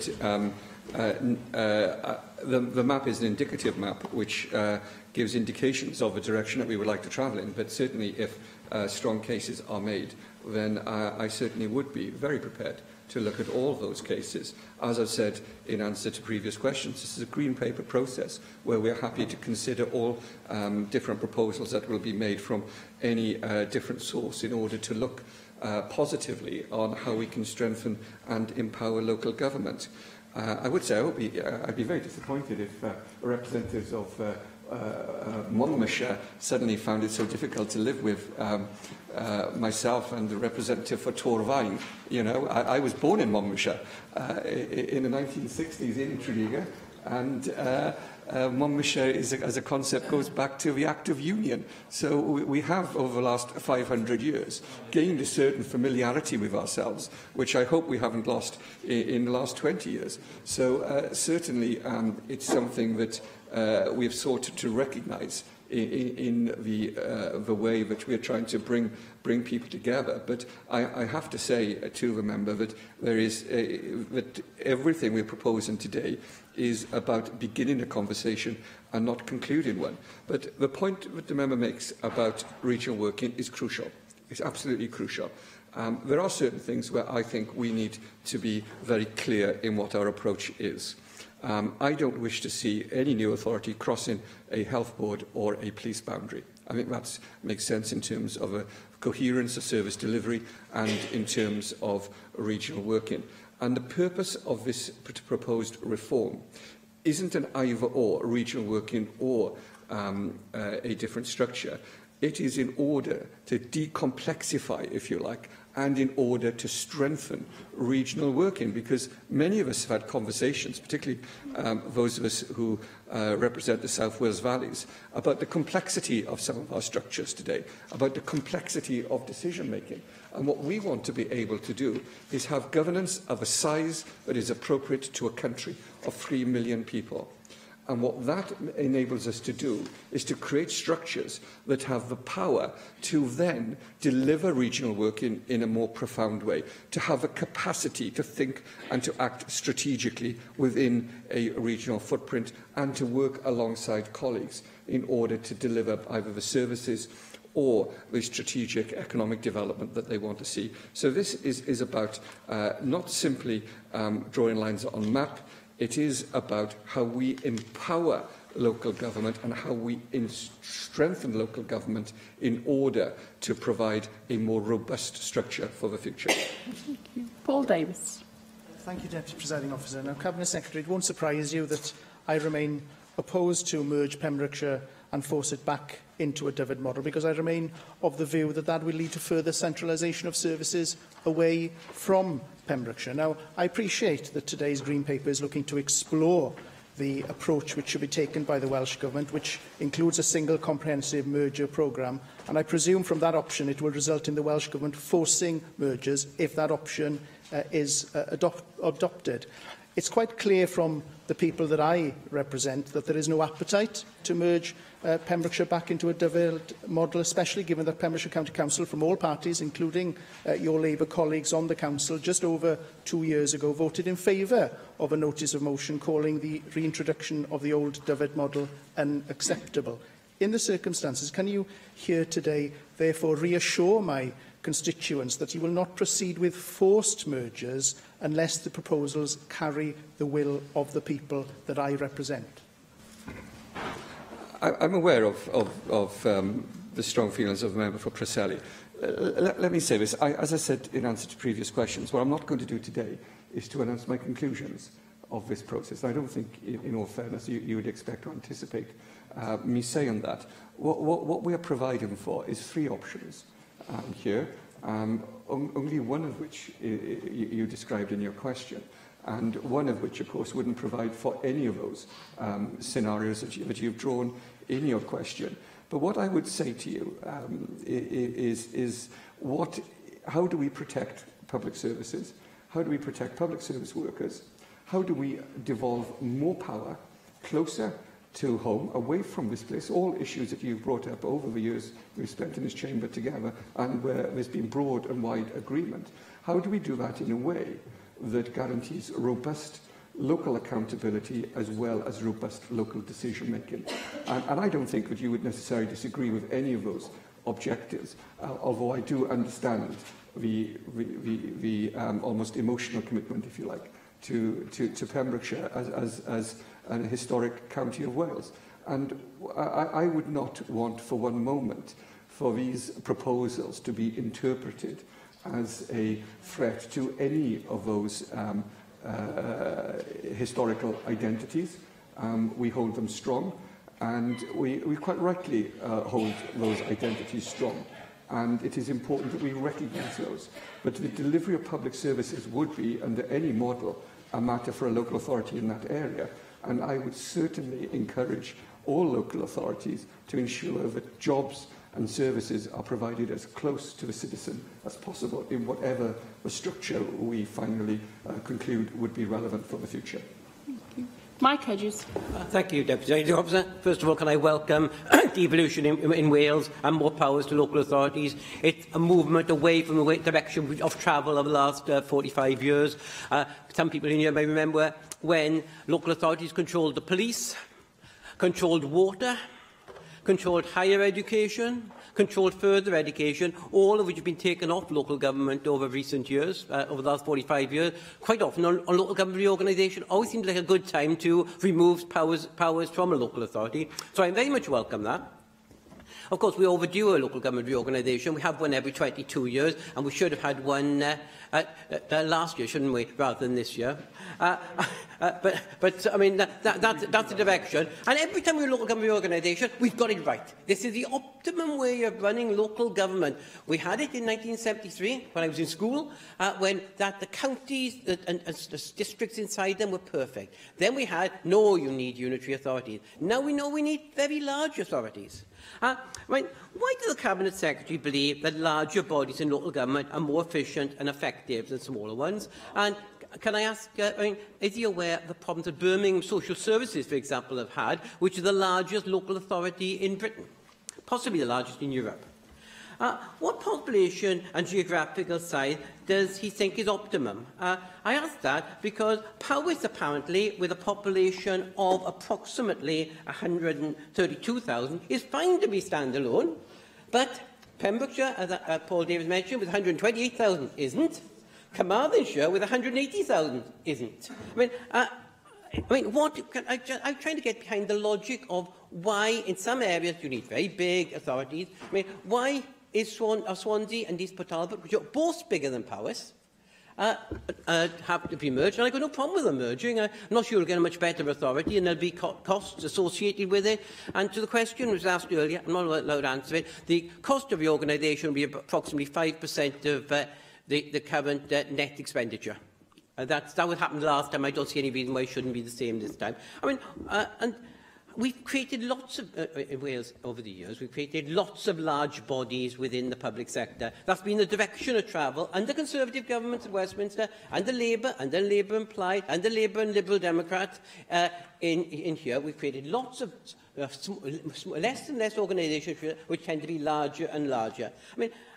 Just a question, and I don't come second, I might not want to answer this, but does he believe that the larger organisations in Wales, the really big ones, and you can think of some now, and the all Wales bodies are performing so well, we need to have more larger bodies? Thank you. I'm glad that the member for Swansea East welcomed the general thrust of my approach to these matters in terms of in terms of devolving powers to local government structures and bodies across Wales and decentralising governance in Wales. I'm sure that the member pleased that I welcome that. Do you know, the conversation that you've started in that question is exactly the conversation I want to have over the coming months, because I do not say in this paper, and I do not believe that there is a single optimum size or shape that fits everywhere in Wales. What is right in Powys isn't necessarily going to be right for the valleys of South Wales, certainly isn't going to be right for the cities, and certainly wouldn't be right for areas of the north either. And so we don't seek to say here that there is an optimum shape and optimum size for local government. What we're seeking to do is to create structures to which we can devolve additional powers, which we can protect the roles and jobs of public service workers, that we can deliver excellence in public services, and that we can ensure and hardwire democratic accountability and democratic decision-making within those structures as close to the citizen as possible. Now, how you get close to the citizen will be different in different places. I accept that, and I accept that some councils will always be larger and others smaller than some other authorities. I accept that, and that is the nature of the country in which we live. I don't want to deliver uniformity across Wales, but I do believe that we need a level of consistency in services and a consistency in democratic accountability and a consistency in how we're able to manage our affairs. And, you know, Mike Hedges and myself were both in school in 1973. I suspect different schools, but we were both in school, and we were both born, and we've lived in different local authority areas. And I accept that, you know, there's been a search for of the right shape and the right size for authorities, and we haven't in the past always got those things wrong. Right, and that is why I start this conversation today in a way which seeks to stimulate debate and not to close down debate. I know on occasions like this, statements like this, members will ask questions and they will seek definite and precise answers. But I think every so often, I think it's right and proper that a minister starts a debate and doesn't seek to conclude the debate in the same speech. Nick Ramsey. Diolch, Deputy Lawyer. Can I first of all put on record, Cabinet Secretary, that I think I'd rather live next to you than with you. There may still be time for your charm to work on me, but as things stand at the moment, happy as a next-door neighbour. You certainly deserve credit for your courage in pursuing issues seemingly designed to reduce your popularity, probably as much in the Labour Party, given today's speeches, as across other political parties. And look, I welcome your statement today. I think it is an interesting debate, a debate we do, all of us want to talk about how we progress public services in Wales. But I must say, I don't quite understand why this Green Paper starts off by saying that local government is about more than drawing maps, lines on maps, and then on the next page you go on to draw a bunch of lines on maps. No option as to how those lines should be drawn. It's sort of shoved in the middle of the document as though this is the obvious way that it should be done, but there's no actual logic to it to me. There are lots of interesting statistics ranging from population to council tax bases, but no recognition of the importance of the feel of an area, its character, its brand, to use the modern term. Why are you going about it in this way, rather than looking at the factors which, for instance, in my area, make Monmouthshire successful in harnessing the energy of its people, of promoting its history and heritage, and growing the local economy, because the brand works? And it's not a case that across the whole of Wales that local government has been a total disaster. There have been elements of good practice and there have been elements of poor practice. And I think your intention, at least I think your intention at the start of this process, is to try and make sure that it's the good practice that wins over the poor practice. And we would certainly support that. There's no explanation about how local government Area 10, I think I'll end up living in. I trust that's a working title. It does sound a little bit something from 1984, very Orwellian. Perhaps there's something behind us. How will that Area 10 provide a more successful brand, or will it be identifiable or respected by or accepted by the people who will live in it? As Gareth Bennett said in his comments earlier, if you're talking about joining an area like Monmouthshire to Blaen o Gwent, OK, you've got the Heads of the Valleys Road, which is being developed. There might be some arguments for building on that. But it doesn't seem to me that the public, the people out there these bodies are supposed to represent, are really involved or engaged in this at all. So if you want to come to my area at some point, I'll take you round one of the country shows, and I'm sure you'll get people's opinions very quickly. Like you, I'm an optimist, Cabinet Secretary, but optimism does require a basis for that optimism and not simply a leap in the dark. I do fear that at this point in time, this paper is closer to the latter than the former. I agree with large parts of Nick Ramsey's speech, much to his horror. I actually think he's right. And the interesting thing is, because he describes himself as somebody from Monmouthshire, and he takes ownership of that. But I'm from Monmouthshire. I was born in St James's Hospital, Tredegar, Monmouthshire. I was educated by Monmouthshire as well. And the first time I saw the All Blacks play, they played Monmouthshire. And, you know, it is part of my identity as well as a part of your identity, Nick. And you know that, and I know that. And we're both from that place, but we both recognise and has historical roots which go back long into history. And that is why the point made that you make, and the point made by Paul Davis as well, is so important about what local structures are. My belief in where I come from and my identity as somebody from the borderlands of Wales, from Monmouthshire, from a border county, isn't determined by the structure of local government, but is determined by who we see ourselves as being and how we define ourselves in what we do and how we live. And that isn't a matter, and no politician can take that from somebody, and no politician can create it either. So what we're seeking to do here is to recognise those historical bounds, those historical traditions, those histories that created all of this. You don't own Monmouthshire, and neither do I. We both share that history, and we both share that identity. And, you know, I recognise the validity of the points that you're raising, and I recognise the points that you make in terms of the structures that we've described in this Green Paper. But what I would really value from you isn't a critique of that, but an alternative to it and a proposal to build upon it.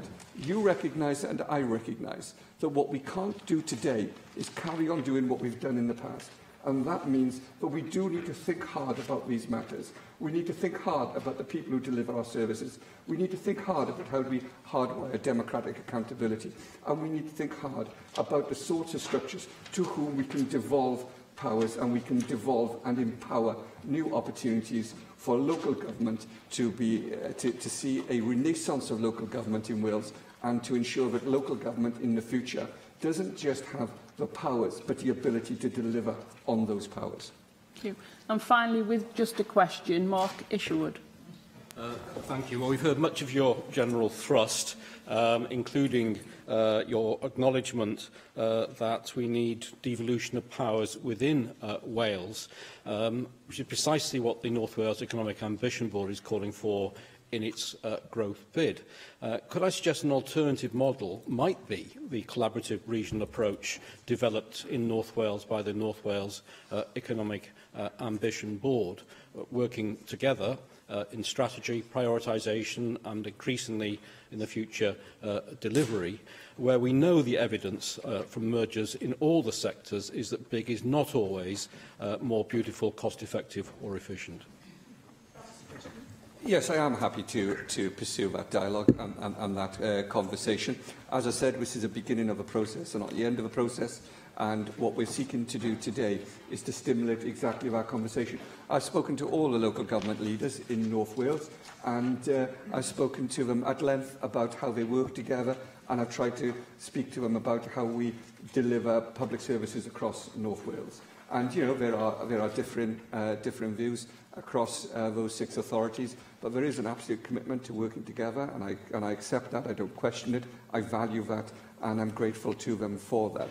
What we need to be able to ensure in regional working is that we have the building blocks in order to empower regional working, that we have the building blocks in order to deliver the strategic thinking, the strategic ability to deploy resources in order to have that maximum impact. How we do that will be different in different parts of Wales, and I hope that we can have that rich debate in North Wales about how all of our communities can feel empowered and can feel that they can hold politicians, both here and locally, to account. Deal. Yr item nesaf. Thank you. The next item, the Welsh Language Standards number 7 Regulations 2018. And I call on the Minister for Welsh Language and Lifelong Learning to move the motion. Nenad Morgan. Thank you. It's a great pleasure to open this discussion on the Welsh Language Standards Regulation number 7, 2018. The regulations allow the Welsh Language Commissioner to place standards on health boards, health trusts, community health councils, and the Board of Community Health Councils Wales. These are organisations that provide crucial services to the public and is one of the main employers of Wales. These standards will build upon Mwy na Geiriau More Than Words, the Welsh Government strategic framework for Welsh language services in health, social services and social care. And the framework introduces the principle of the active offer, that one should be offered a Welsh language service without having to request it. Mwy na Geiriau More Than Words recognises that care and language go hand in hand with ensuring the dignity and respect for Welsh speakers. It is more than complying with legal requirements and maintaining professional standards. It relates to providing quality public services that focus on the individual. Now, the regulations build on the firm foundations that the language schemes and Mwy na Geiriau More Than Words have created within the sector. And the most important thing about the policy of creating standards and extending it to new organisations and bodies is to ensure that more bodies provide Welsh language services for their users and their staff. But there's a great deal of capacity building work to be done, and these standards reflect that. Everyone uses health service at some point or another, and therefore I'm pleased to be able to introduce these standards, which have the potential of improving the experiences of Welsh speakers as they access these services. In preparing the regulations, we have been aware that some of these bodies run services 24/7. And I've also considered the broad range of services that they provide in a range of locations, from the commonplace to heart surgery, to emergency care, to end-of-life care. And ensuring that the Welsh language is at the heart of all of these services is challenging. And there is an understanding that it won't happen overnight.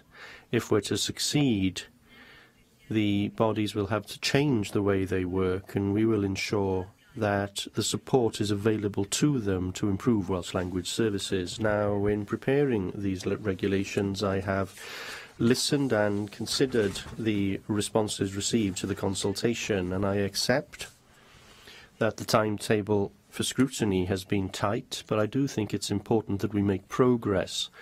And a number of consultations have taken place, and I think it is now time to start this journey. Now, given the evidence received, I have amended some of the draft standards, and I believe that these standards assist bodies in planning and increasing their capacity to provide Welsh language services. The ultimate aim is that everyone will be able to access services in the language of their choice. These regulations are part of the jigsaw. If we're to deliver that aim of providing more Welsh language services, it makes sense to support these regulations, which will place foundations in place for actions with other interventions in order to build the capacity required within the sector to provide services through the medium of Welsh. For example, through the Welsh Language in Business project, officials are working with businesses to increase their use of the Welsh language, and we will be running a pilot project with some GP clusters in the Hywel Dda and Aneurin Dda areas to increase and enhance their use of the Welsh language. There will also be a toolkit developed for providers of primary care, independent providers of primary care, on how to operate bilingually.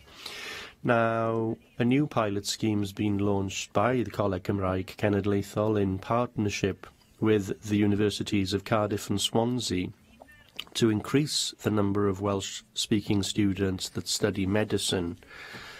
Over 50 Year 12 pupils have joined this pilot, and I saw an excellent example at Cardiff School of Medicine of a lecture being presented through the medium of Welsh to a lecture theatre full of students, most of those students listening via headphones. Now, the Centre for Welsh Learning is developing courses which are specifically designed for the health sector.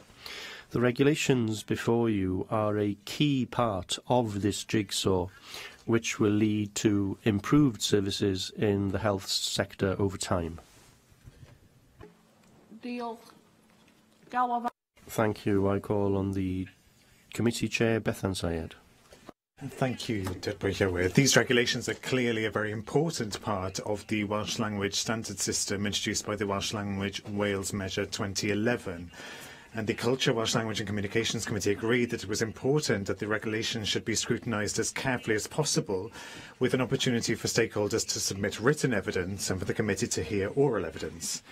And in the extremely limited time available, the committee was able to invite and receive a range of written evidence and also to question some of that evidence in a public meeting of the committee. I'd like to put on record the committee's thanks to all of those who took part in our consultation and who provided oral evidence at very short notice. The committee also received a private technical briefing from Welsh Government officials in March, and I'd also like to put on record the committee's thanks to those officials. And all of the evidence we received is attached to our report or is published in the transcript of our meeting on the 14th of March. Now, turning to the committee's conclusions and time available for scrutiny. Well, we had just 21 days on this occasion from the regulations being laid before the Assembly until this debate. And while this has allowed us to carry out a very basic written consultation and to arrange some oral evidence sessions, it's only barely sufficient to properly scrutinise regulations as significant as these. For example, there are only 5 working days available to receive written responses and only 10 working days between laying the regulations and the final date for the committee to consider them. And as a result of standing orders and briefings, the time genuinely available was even more restricted, and it doesn't appear that there's any specific reason why this debate couldn't have been held later on to allow time for more comprehensive scrutiny. And even though this could have caused some delay in terms of the preparatory work on implementing the regulations, it would have allowed our committee to consider this issue in more detail. So the committee would be pleased if the government could allow more time to scrutinise the regulations in future, and this could be achieved more easily to make it clear in the explanatory memorandum that it won't be seeking approval in terms of regulations until a period greater than 20 days has elapsed, and 40 days would allow reasonable committee scrutiny, including by other committees with an interest, while not holding up work unduly in terms of implementation. Now, the committee agreed that it had taken too long to bring these regulations before the Assembly, some 3 years from start to finish, and we agreed that there is a now pressing need to put in place robust Welsh language standards for the health service. And we had no evidence that standards are not needed to move Welsh language provision in the health service forward. However, the committee did hear considerable concerns about aspects of the regulations. Now, in many ways, the health service is the most important public service that most people will use. And perhaps the greatest concern we heard was the lack of any right to receive face-to-face clinical healthcare services in Welsh. And of course, for practical reasons, a right to receive these services cannot be absolute. But the importance of language in diagnosis and care is very clear. Also, the right to receive a service in your language of choice should be an established principle in the public sector in Wales, even if there are occasions when practicalities temper what can be provided.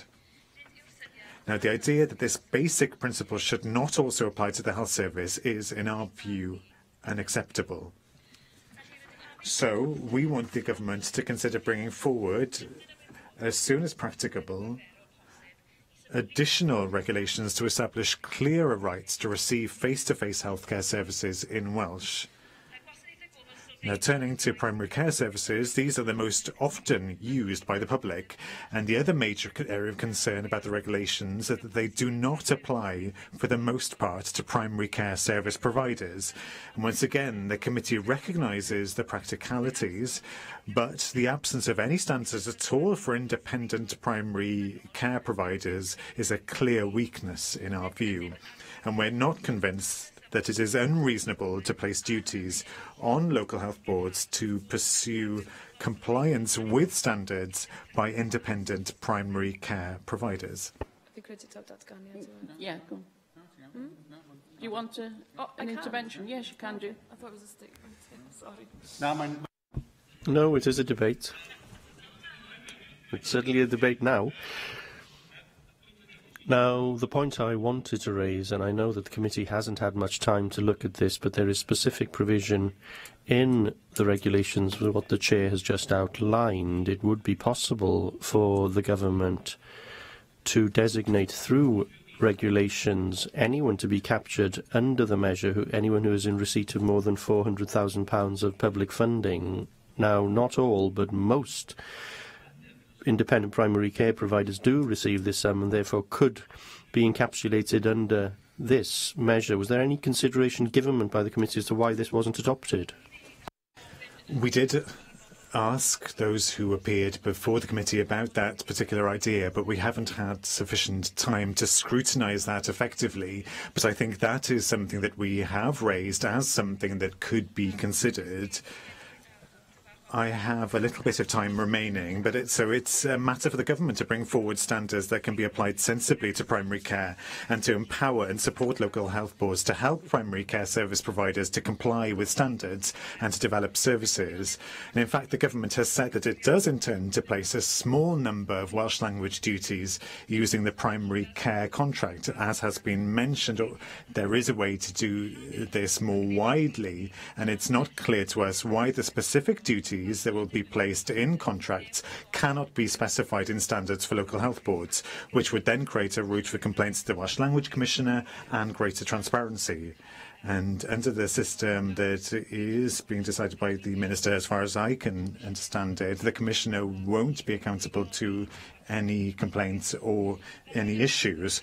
So the committee concluded that the government should bring forward revised regulations with clearer standards for developing Welsh language services in the primary care sector.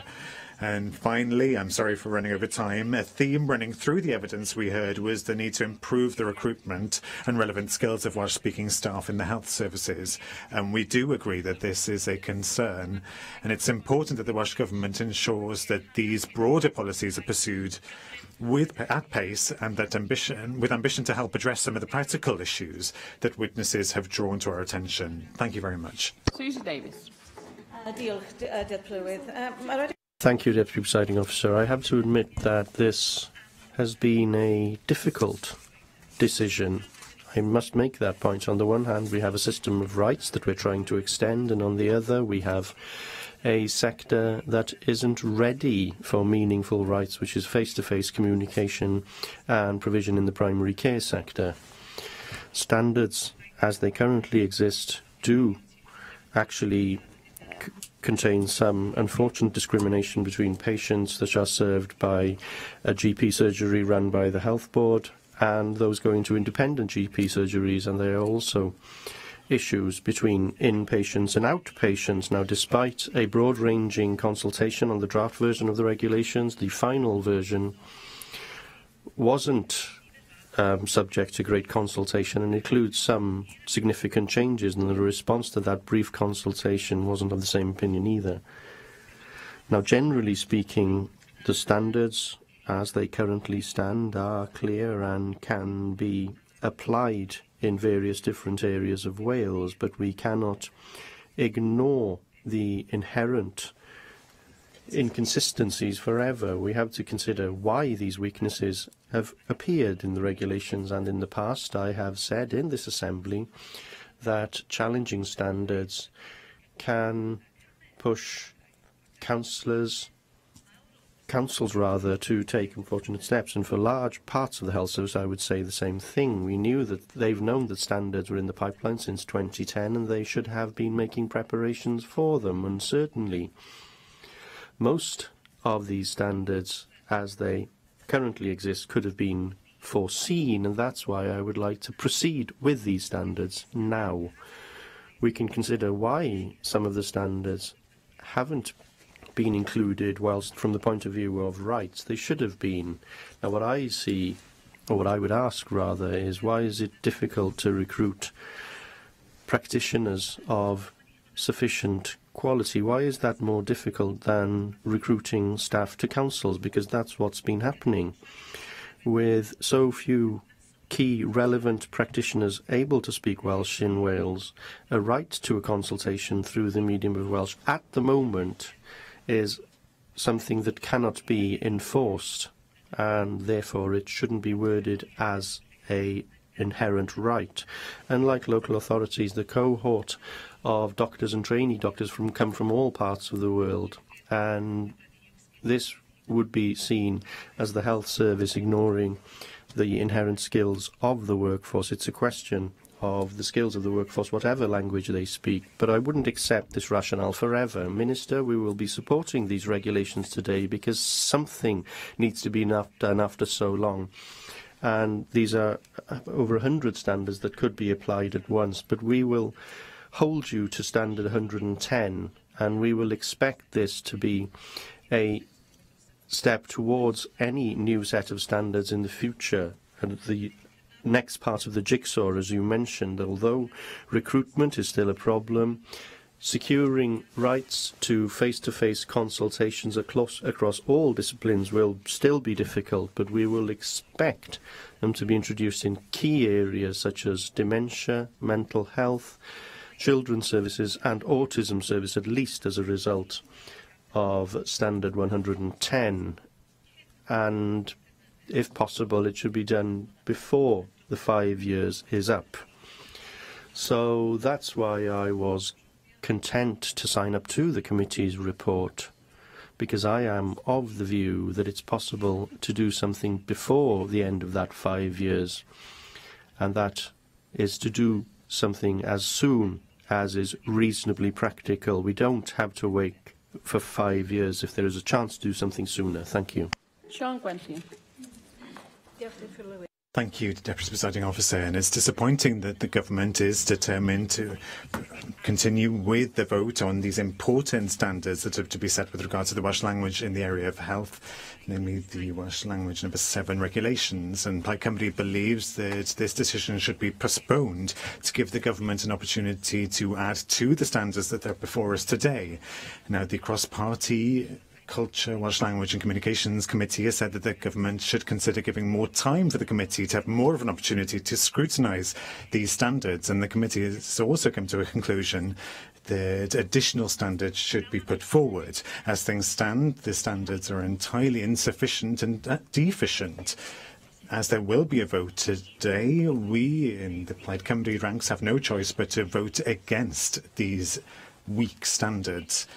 The standards that are before us don't set any standard that acknowledges the need for face-to-face services through the medium of Welsh in our hospitals, nor do they set standards for the vast majority of primary care providers, which are the main link between citizens and the world of health.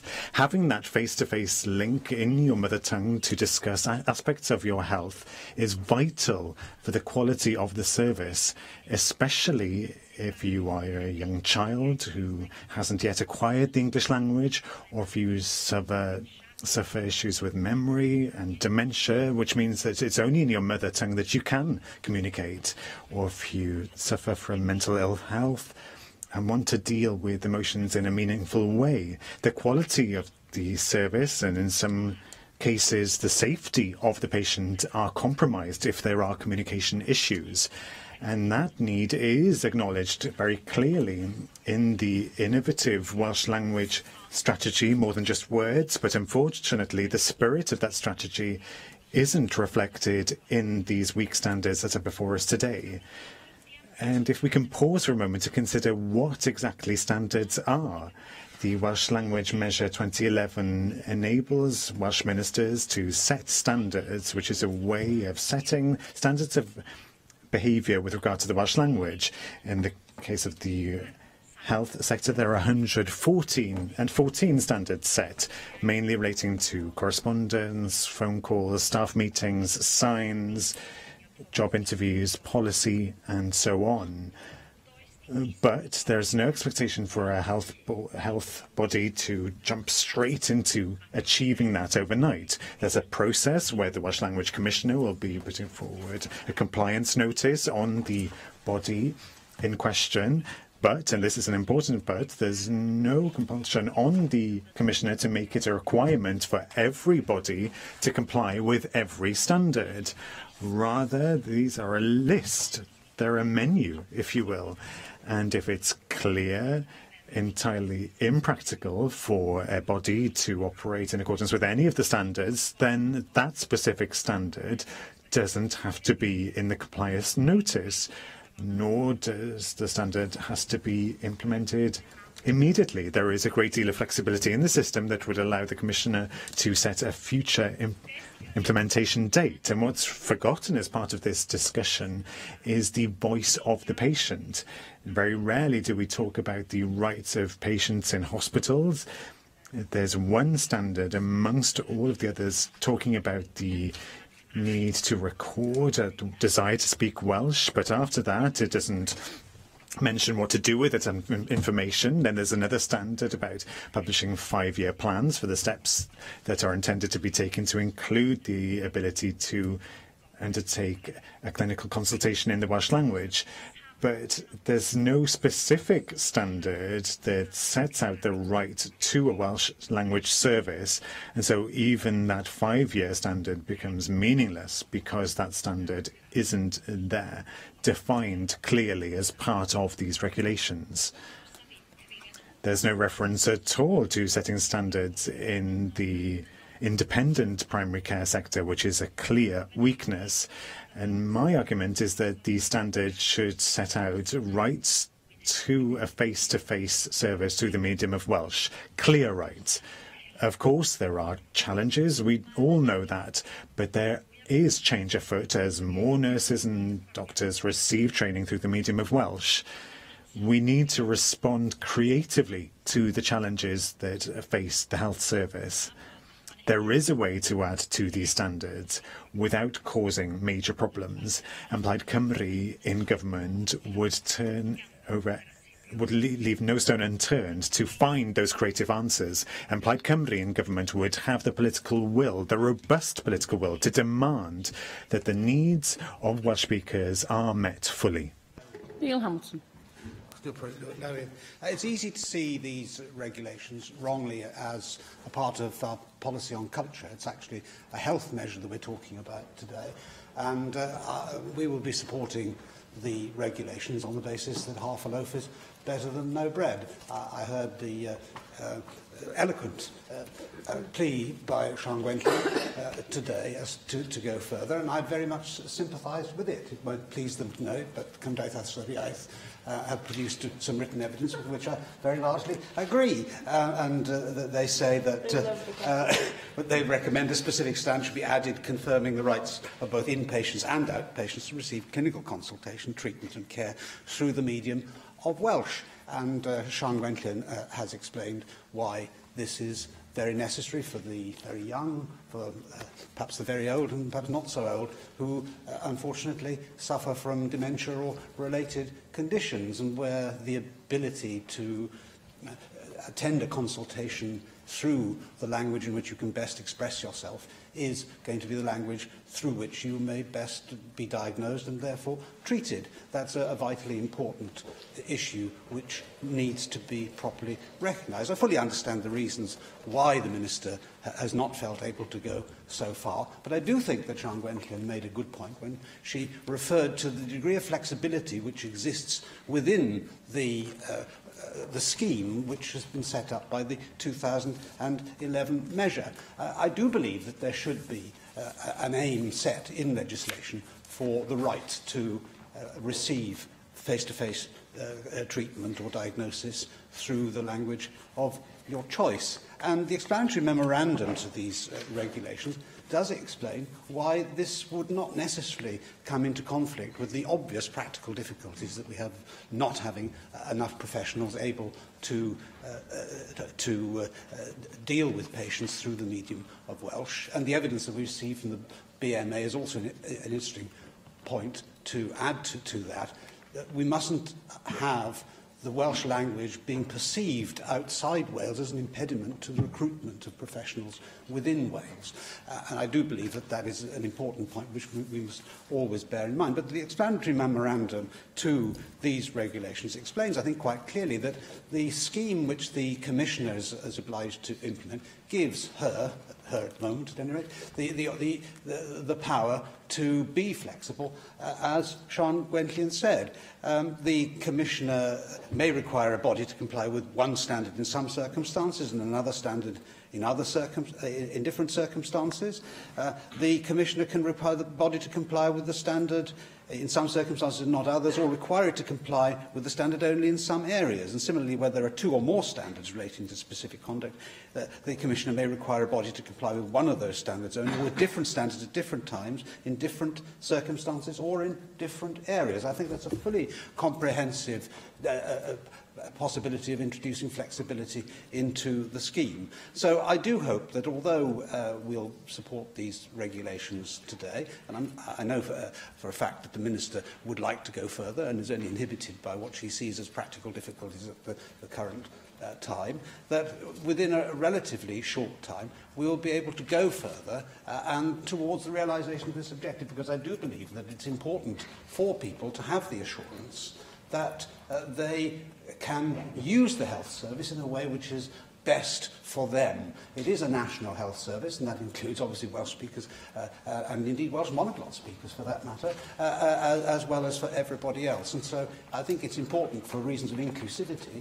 It's important for reasons, as we all know, of achieving by the 2050, if we can, 1 million Welsh speakers. But it's more important, I think, that we see this as a measure which is going to provide the best possible health service for everybody in our country.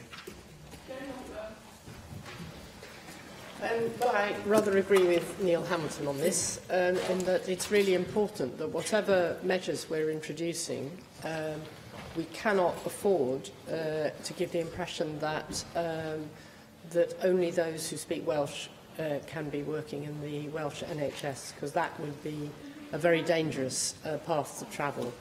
I welcome the measure, a long time in gestation, but now we need to give birth to this baby, and therefore I will be voting in favour of the measure.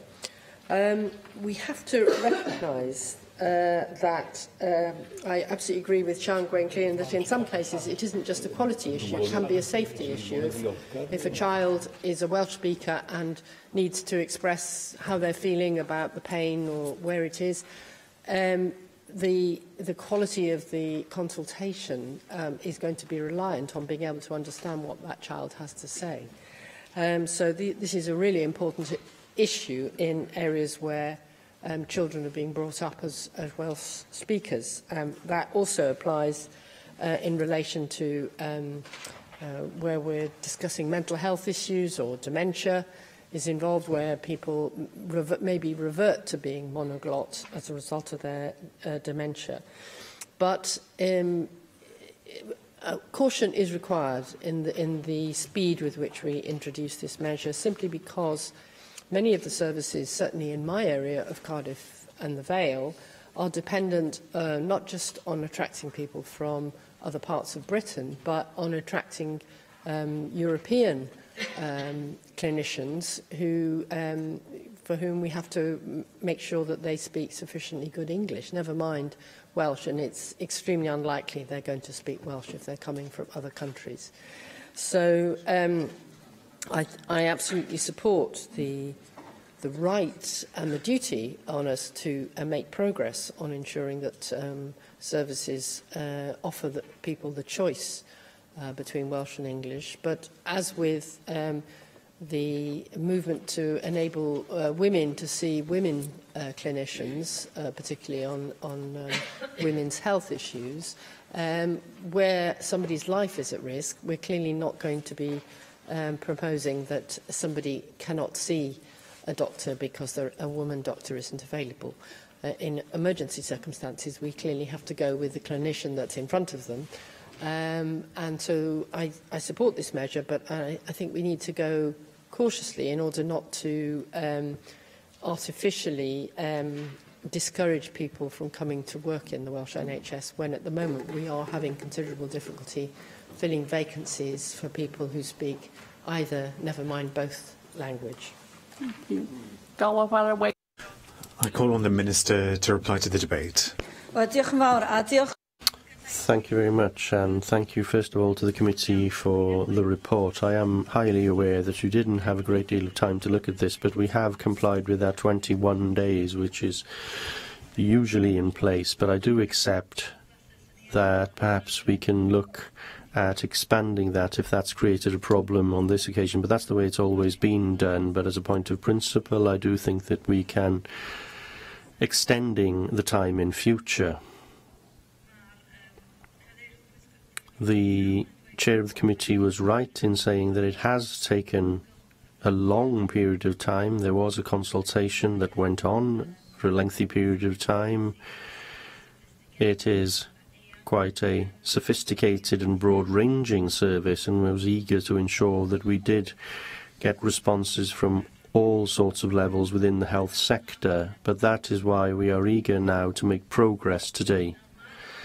Now, this issue of the clinical consultation, the face-to-face clinical consultation, is a difficult one, partly because of the practical problems. Once you establish rights, at what point do you say, well, actually, you have to have this given treatment or consultation at this particular point, and you don't necessarily want to stop that process of assisting the patient through the system. So we have to strike that balance correctly, and that's why we have said that we want to start the health boards on this journey of ensuring that ultimately they will need to provide services and to move towards providing clinical services to their patients. And that is why we've introduced this idea of 5-year plans. And that's why they have to demonstrate to us how they're going to respond, and that they can change in terms of what they want to do in any given area. So what might be right for part of Gwynedd might be very different to what might be required in another part of Betsi Cadwaladr. So they will have that flexibility to respond to local need. In terms of primary care, well, what we'd heard from one member of the committee, Siangwyd Hiam, was to give that flexibility about how that standard would be implemented, so that you could place then a standard on Gwynedd. So whereas Blaenau Gwent might take more time to reach that particular standard. If there isn't a standard, then the obligation isn't perhaps as strong as if that standard wasn't in place.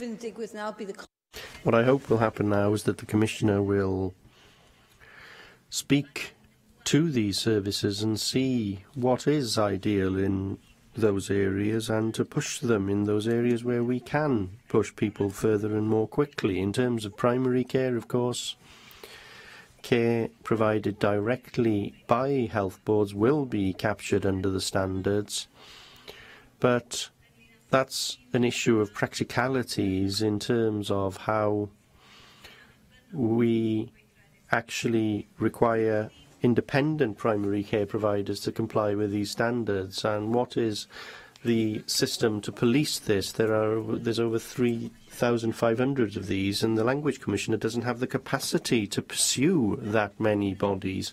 So I think it makes more sense to do this through the health boards, and that's why there is an agreement in place. It commenced yesterday, and GPs have been given more funding, and as part of that contract they are committed to looking into providing more services through the medium of Welsh. So we've started on this road. There is some way to go with those contracts, of course, but policing this is important. Susie, the balance of rights is important. I agree. It's very difficult in this area in terms of what your rights are. Do you have the same rights in Blaenau Gwent as you would have in Gwynedd? It's very difficult when we have this system that looks at what's reasonable and proportionate. So I do think that the system that we have is quite sophisticated, but it does make sense to respond to what is required locally. I do think we have to be sensitive. Sian Gwenllian, to the elderly and children particularly, and I do hope that when people bring these ideas forward on their 5-year plans, that they will look at those as the first points so that they move towards providing a clinical offer in those sectors first of all. I hope that they will consider that. But I am eager now for the Commissioner to proceed with this work. I do understand that recruitment can be problematic in the health sector, and we don't want to convey any messages that people who don't speak Welsh aren't welcome in Wales. It's extremely important that we get this sensitive message right, as Neil Hamilton said. On that point... Out of time, but very briefly then. Well, just on that point, because we had evidence of the way that prospective students are recruited in our medical schools in Wales, the two that we have, that a very low percentage come from Wales in their first instance, and there's no pressure being put on, there's no weighting being put on whether you speak Welsh or not. So that's why there is now pressure to have a medical school in Bangor to overcome this situation. But the Coleg Cymraeg Cenedlaethol is doing a great deal of work in this area already, so a great deal of work is already being done, so we can't discount the other things that are happening. We are dealing just with the standards today, and in my opening remarks, I did say that we must look at these standards in a far broader context, but I do now hope that we can make progress in this area. I do think that we need to ask the Commissioner to start this work, and I am confident that the services available for people in future will improve as a result of these standards. Question. Thank you. The proposal is to agree the motion. Does any member object? Object? Go here. I will defer voting into this item until voting time. We now move to item 5 on our agenda, which is the Welsh Revenue Authority Powers to Investigate Criminal Offences Regulations 2018. And I call on the Leader of the House to move that motion, Julie James. Thank you, Deputy Presiding Officer. The Welsh Government carried out a consultation last year about whether the Welsh Revenue Authority should have access to some of the same criminal powers as HMRC. The consultation, which closed on October the 2nd, focused on those powers to deter and investigate devolved tax crime, powers which are consistent to those used by HMRC in England for the taxes it is responsible for. 17 responses were received, including contributions from the National Crime Agency and from Natural Resources Wales. Overall, there was support for the Welsh Revenue Authority to exercise powers of entry, search and seizure, subject to obtaining a warrant, exercise certain powers under the Proceeds of Crime Act via accredited financial investigators, and to carry out and authorise the use of covert and directed surveillance in accordance with the Regulation of Investigatory Powers Act. Following the consultation, a draft of the Welsh Revenue Authority Powers to Investigate Criminal Offences Regulations 2018 was laid before the Assembly on the 21st of February. Deputy Presiding Officer, I am today seeking the Assembly's support for these regulations. On the 21st of February, the Proceeds of Crime Act 2002 references to Welsh Revenue Authority Financial Investigations Order 2018 and the Regulation of Investigatory Powers, Directed Surveillance and Covert Human Intelligence Sources Amendment Wales Order 2018 were laid under the negative procedure. These complete the package of investigatory powers to which WRA will have access. Deputy Presiding Officer, I would like to highlight some points raised during the consultation and explain how we have responded. There was a mixed response to the proposal not to provide the Welsh Revenue Authority with powers of arrest and detention, and some respondents expressed concern that the absence of these powers might prevent the WRA from interviewing suspects during an investigation. Some respondents also felt it might be appropriate for the WRA to have a general power to stop and search individuals suspected of devolved tax crime. However, given the small number of devolved tax offences expected to be investigated each year, we do not believe it is currently proportionate for the WRA to have access to arrest and detention powers, nor do we believe that it is necessary for the WRA to have access to a general stop and search power. The absence of these powers will also not prevent the WRA from working alongside police forces where necessary or requesting suspects voluntarily to attend an interview. I would like to record my thanks to the Finance Committee and the Constitutional and Legislative Affairs Committee for their work considering the regulations and orders. Call on the Chair of the Finance Committee, Simon Thomas. Diolch, Deputy Lywydd. Just the ategi. Thank you, Deputy Presiding Officer. And just to echo that, the Finance Committee has considered the regulations before the Assembly today, as well as the regulations made through the negative procedure, which is part of the package, as the Leader of the House said. The Finance Committee is content with these powers being given to the Welsh Revenue Authority, but I do think it's right to draw the Assembly's attention to the fact that these are substantial powers, and they do allow the WRA to enter properties and to look into conduct. Now, of course, HMRC has similar powers, and it's only fair that in devolving taxation that we should also devolve the powers that relate to any effort to avoid or evade taxation. So although we agree with the regulations, we would just draw the Assembly's attention in our reports to the broad-ranging powers, but necessary powers. Can I call the Chair of the Constitutional Legislative Affairs? Thank you, Deputy President. As Cabinet Secretary has said, these regulations provide for various provisions of the Police and Criminal Evidence Act 1984 and the Criminal Justice and Police Act 2001 to be applied to the investigation of offences conducted by the Welsh Revenue Authority, and they include obtaining entry to premises under specified circumstances and seizing relevant items. There were only really a few points that the committee wanted to raise. The regulations give substantial powers to the WRA, and we felt the explanation provided was reasonable, but that the instrument was worthy of reporting on grounds of being of legal or political importance, or giving rise to issues of public policy that are likely to be of interest to the Assembly. And we decided at our meeting to include another point for reporting relating to an anomaly between the regulations and the explanatory memorandum. The explanatory memorandum states that the Revenue Authority must comply with statutory codes of practice made under the Police and Criminal Evidence Act 1984, but our understanding is that they need only to have regard to the code and in particular the relevant parts of the code. There is an important difference between having to comply with something and having to have regard to it. In our report, we therefore said the Welsh Government should clarify the position and, if necessary, ensure that all the relevant documents related to the regulations are corrected accordingly. Thank you. Nick Ramsey. Dr. Prelude, I concur with the sentiments of the previous speakers. I think it's clearly important that the Welsh Revenue Authority does have the same tools at its disposal as HMRC currently does. We are now in that transition phase to the implementation of the new taxes, and this is an important part of ensuring that the new tax regime is properly enforced. I'm happy to support the regulations. Thank you. Can I call on the Leader of the House to reply? Thank you, Deputy Presiding Officer. Thank members very much for their contributions to this debate. No government should legislate to provide a public authority with criminal powers unless it is necessary and proportionate. The consultation proposed that the WRA should have access to some of the powers currently exercised by HMRC when investigating tax crime in Wales. These established powers are accompanied by a clearly defined set of safeguards to ensure they are used proportionately and appropriately.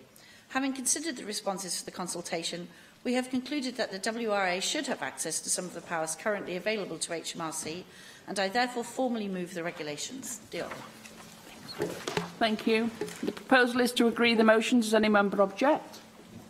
No, therefore the motion is agreed in accordance with Standing Order 12.36. We'll now move to voting time. Unless 3 members wish for the bell to be rung, I will now proceed to open the vote. Okay. So we go to vote on the Welsh Language Standards, number 7 regulations, and I call for a vote on the motion tabled in the name of Julie James. Open the vote.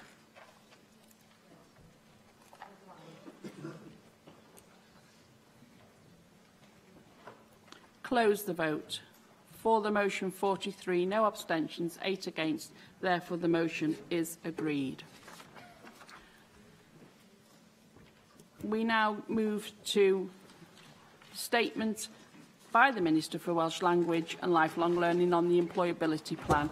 And I call on Eluned Morgan to move the statement. Eluned. Diolch.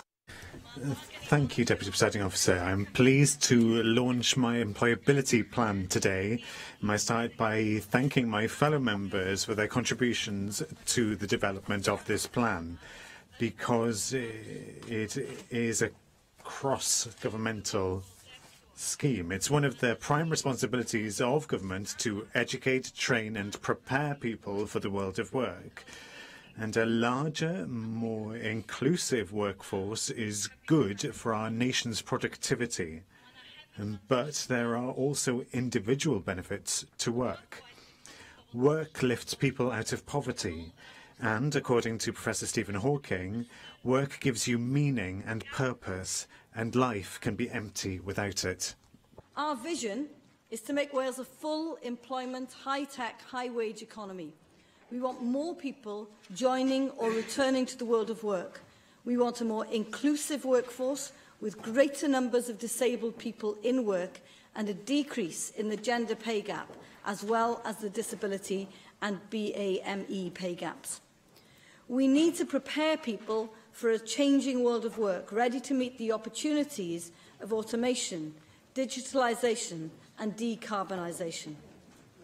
But we won't shy away from the challenges that this change brings either. There are predictions of significant job losses and disruption in the labour market. So we're preparing now by making sure our skills and training provision is closely linked to market requirements, that lifelong career development becomes standard practice, and that the needs of business can be heard and responded to quickly. Now, the Cabinet Secretary for Economy and Transport will convene a task force on automation to consider the challenges and opportunities in this area, and I look forward to working with him to ensure that our workforce is prepared for the future. Now, with this plan, we offer a national framework which sets direction and standards. We've set a series of stretching and ambitious targets relating to unemployment, economic inactivity and skills levels, because we're determined to make real progress on these within the next decade. But I'm aware that this won't be easy. Economic inactivity and generational worklessness affects many communities in Wales. But our individual hand-holding support will help people to tackle their own personal barriers to employment. Under this national framework, there is room for flexibility at a local and regional level. Communities across Wales have different strengths and needs, and we'll work with partners at a regional level to bring together business, education and training providers, local government and the third sector, and ensure that they're working in coordination to meet the needs of the area. Now, building on the Economic Action Plan, we are identifying and promoting career progression and development opportunities within the foundational economy sectors. And as part of our goal of 1 million Welsh speakers by 2050, we are encouraging employers to recognise the skills and contribution of Welsh-speaking workers. Acknowledging Welsh as a skill is something that we have to underline. The goal is to provide opportunities to create resilient individuals who have the skills, enthusiasm, drive and creativity to fulfil their potential, irrespective of ability, background, gender or ethnicity. This plan is a longer-term view of how we can deliver this vision, and we'll be taking action in 4 key areas. First, we'll provide individualised support for those who need it. We'll create a new, more streamlined and efficient system of support to help people into work. And this will be responsive to an individual's needs, and it'll be easier to access and navigate for individuals and their advisors. Our new Employment Advice Gateway will operate a no wrong door approach and will be the first port of call for people who are not in work. Working Wales is our new employability programme, which will support people into work by removing barriers and raising skills levels. The programme will support unemployed, economically inactive and NEET individuals aged 16 and over to enter sustained employment, an apprenticeship or self-employment. Now, procurement details for Working Wales will be released at the end of this month. Secondly, we're asking employers to do more to support their workers. Upskilling the workforce is central to our goal of increasing productivity levels in Wales. Employers have a responsibility to upskill their workers, support their staff and provide fair work. And we're calling on employers to play their part in promoting healthy and inclusive workplaces and prioritising skills development so that those in employment can thrive in work. We encourage employers to work with unions and other social partners where possible to invest in the workforce and to plan for the long-term future of their companies and the future of their staff. Thirdly, we'll respond to local and national skills gaps. We'll set out a national framework to prioritise the areas where we see growth potential and skills gaps. And of particular importance are those areas identified as priorities in the Economic Action Plan, and those sectors most likely to be affected by Brexit. Working in partnership on a regional basis, we'll ensure that the supply of qualifications in HE, FE and work-based learning matches the needs of the local and regional businesses. And finally, we're preparing for a radical shift in the world of work. Wales must be ready for the future. As a nation, we'll prepare today to meet the skills requirements of tomorrow, so we can harness the full potential of emerging technological developments. We know that the pace and nature of technological change is increasing dramatically. The sectors which have traditionally driven our economy may decline, and new and emerging sectors will take their place. We're reforming our education system already to encourage ambitious, capable learners who contribute creatively and enterprisingly to the world of work as informed and confident citizens. But we must also support the ageing workforce, who must be able to upskill and learn throughout their lives in order to thrive in employment. And to achieve this, we're scoping a pilot individual learning account scheme, which will provide funding for retraining in priority sectors. We also recognise the growth in self-employment and are working with partners to support these starting up in business. Now, we are, however, living in politically unstable times. We're clear about the task ahead and how we plan to act to increase employment and to make Wales a high-tech nation. But unforeseen events may knock us off course.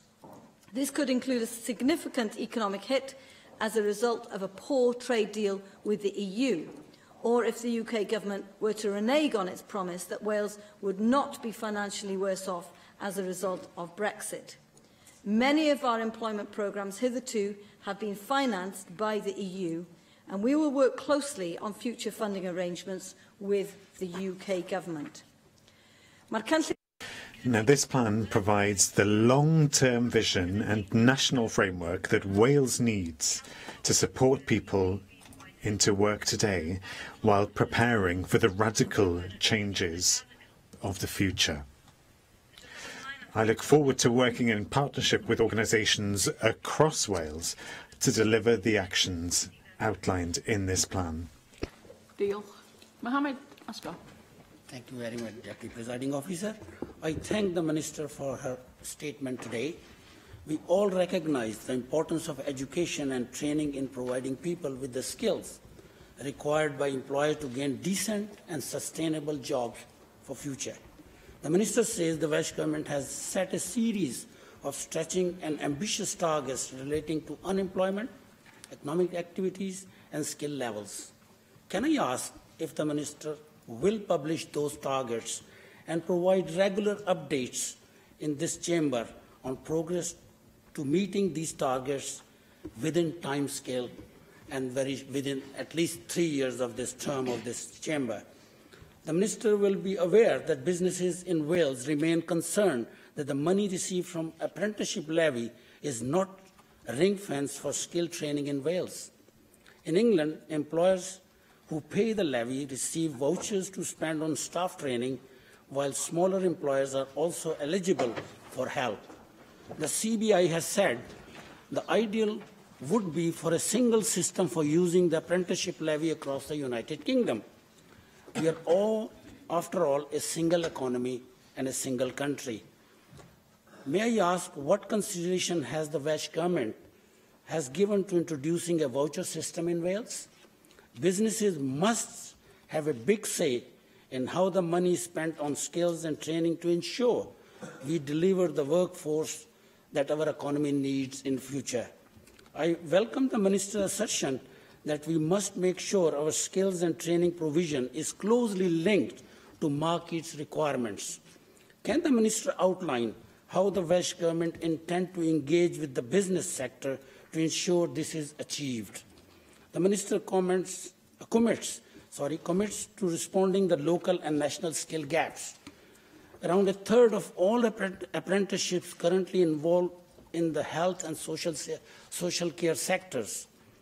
We need to address skill shortages in areas like ICT, engineering and construction, as well as financial and professional services.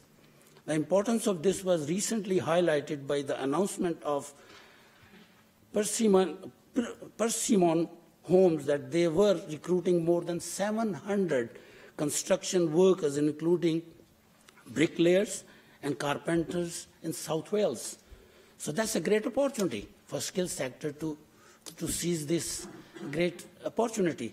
CITB Cymru has estimated that they will need over 5,000 people over a year to deliver their current aspiration over the next 5 years to allow contractors to employ and upskill the workforce it needs.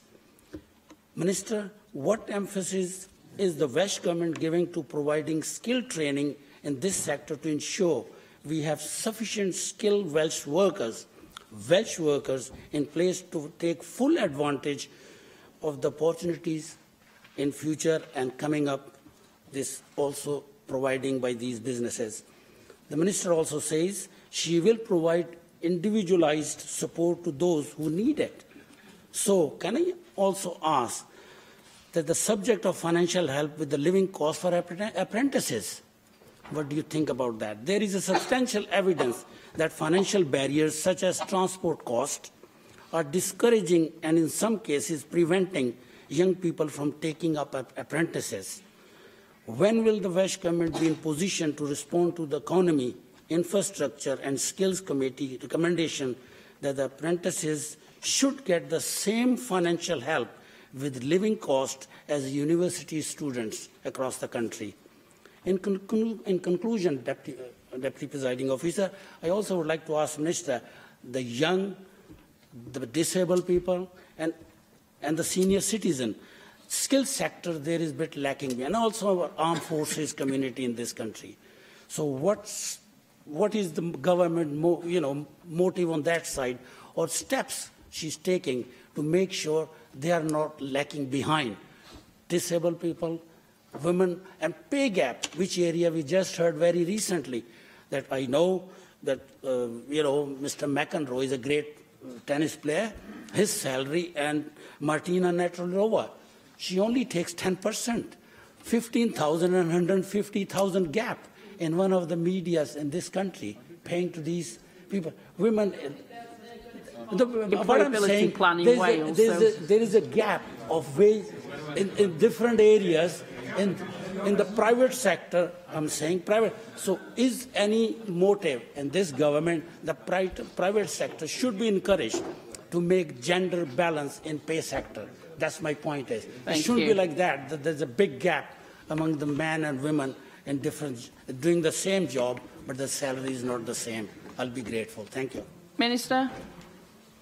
Thank you, Mohammed. I think some of the targets have been set out in the document, so you can be assured of the direction of travel there.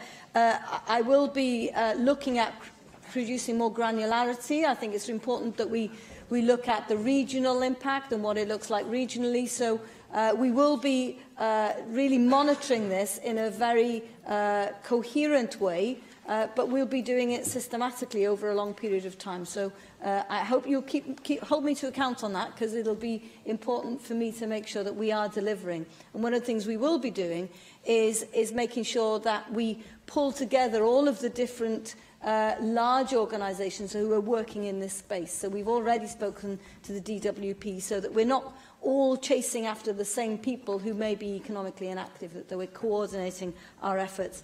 The apprenticeship levy, well, wouldn't it have been lovely if the UK government had actually consulted with us before they introduced it? Because that is part of the problem. It was just imposed on us, and now we're having to work with the system we have. I'm not sure if I would be promoting the voucher system in England if I were you. There has been a massive collapse in the number of apprenticeships in England in recent months. So I'm not sure if that's a model we want to be following, but what we will not compromise on is quality of apprenticeships in Wales. On the construction sector, we've been doing a lot of work in this sector. The Qualifications Wales has been looking at this in detail. What is it that employers are looking for? What are the standards and qualities that they're looking for? And they've been working with FE institutions. But one of the things that we will be asking is that FE institutions will respond. We're asking them to respond to the regional skills partnership. So we've got all of these employers now telling us what they need. We now need to make sure that that is transferred and explained to the further education colleges, and that they then respond to that, so that we can provide those employers with the skills that they're looking for. And just finally, on the disabled people in particular, we've got a lot of work to do in this area. Only 49% of disabled people in Wales are in employment. We've got a lot of work to do here. It's really interesting when you ask people to help, employers to help, a lot of them are willing to do that. And there is a lot of support that the DWP can give as well. So we'll be doing a lot of more work in that particular area, I can assure you. Thank you. Adam Price. Thank you, Deputy Presiding Officer. I do think that we should applaud the government in terms of the ambition set out with these targets. Some of them are very far-reaching indeed, closing the gap, the skills gap, and the various qualification levels between Wales and the rest of the UK over a period of a decade. Now, that is ambitious. But can we know what resource is being allocated in order to meet some of these targets? There's scant mention of an increase in funding for these programmes, if truth be told. So can the Minister give us some idea of the level of investment that will underpin this plan?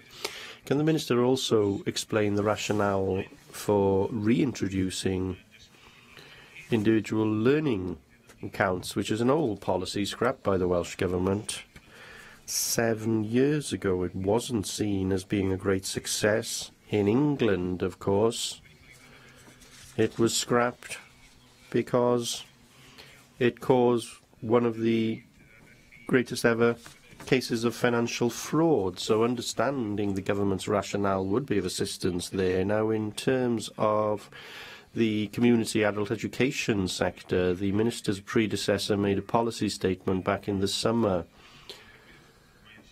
Because it is a sector which has seen some erosion, significant erosion in its funding over a period of time, it was pledged that there would be new funding available, that there would be a new structure and a new plan in place. Can the Minister tell us a little about that in relation to the plan that she has outlined? In terms of this focus on an individually tailored approach, I think there is great merit in that. But could that be extended to track individual progress once they have left formal education, for example? The kind of tracking work that's been done very successfully in Ceredigion, and to link that with one idea of how we can close Welsh skills gap, namely attracting students back to Wales once they've left them to study in England, trying to attract them back, as our party has been emphasising for quite some time.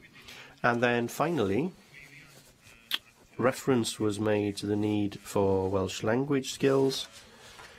Of course, we have seen evidence from the Welsh Language Commissioner and the particularly low figure in terms of apprenticeships offered entirely through the medium of Welsh. I think it was 0.3%. That was the figure introduced by the Welsh Language Commissioner. Can we have a target for the provision, certainly in terms of vocational provision, which is very low at the moment, and also apprenticeships, so that it can contribute not only to the policy of 1 million Welsh speakers, but also enabling Welsh speakers to reach their potential in terms of their skills too? Thank you very much. Well, first of all, I'm pleased that you acknowledge that it's ambitious, but I do think that we should be ambitious. We should be clear about where we want to reach. We're not going to do this overnight, but what's important for us is that we were entirely clear where we wanted to reach and that we put steps in place in order to reach that point. So how we're going to reach those levels? Well, if you think about something like reaching level 4 in terms of skills, we have 50,000 people behind as compared to England. Well, there are 100,000 apprenticeships here. And one of the things that we're trying to do is to push people along that skills pathway so that more people have level 3, 4 apprenticeships and fewer on the lower levels. So on the lower levels, we are reaching more or less the same target as in England. So we need to push that further, and that's what we're doing at the moment. So I think we're on the right track there. In terms of the learning accounts, I'm aware that this has been done in the past, but I do think that we do have to have some kind of practical response to the fact that automation is going to happen, and we need to have something for people who are already in the world of work, how we're going to upskill them and give them an opportunity to move ahead. So things have changed. No funding will be changing hands as it happened in the past. Things have digitized. You can do things differently, and that's why we want to trial a pilot to see what will be possible in that particular area before we consider whether we should expand that across the whole of Wales. We're waiting for the report on adult learning and what we should do in that particular field, but I'm very aware that we do need to do some work in that field, and hopefully these learning accounts will feed into that as well. In terms of tracking individuals, what we're doing here is tracking unemployed individuals. So let's start there. One of the things we're not going to do is, once we've given them work, is to just let them go, because we know, especially with those people with low levels going into work for the first time, they tend to fall out of the system. So we'll be tracking them at least for 6 months to ensure that we do keep them in the world of work and give them the support, because that's one of the problems. We can't just let them go the moment that they're in the workplace. Some of these people have quite significant needs, and we do need to be there for them during that period. In terms of apprenticeships, there are more apprenticeships through the medium of Welsh. The Earth undertakes a lot of them, but I do think that this is an area that we should look into. So let me consider whether that's something that we'll be thinking about in future. Thank you. I warmly welcome the ambition of the plan, and as the Minister acknowledged, it's important to have measurable steps that we can track progress over time. So I have just 2 questions. I congratulate the Minister on publishing targets. I think it's important for accountability. I'm a little concerned that the targets aren't smart targets, and 4 of the 6 targets are in fact targets to set other targets. So would the Minister be willing to work with the Economy Committee to refine the targets to see if we can make them smarter? And secondly, on the issue of future skills, which you rightly indicated in your statement, we previously discussed here, but the digital skills are being provided to schools are not progressing at the pace they need to. You're right to say the Donaldson curriculum has the potential to do that, but the planned activity at the moment is far too modest. The Estin report recently showed that 2/3 of all primary schools have inadequate levels of digital skills being taught. So can you make sure that is understood and seized upon with government, and there's greater pace and scale put into behind that agenda to achieve the objectives of your plan? Thank you. Minister.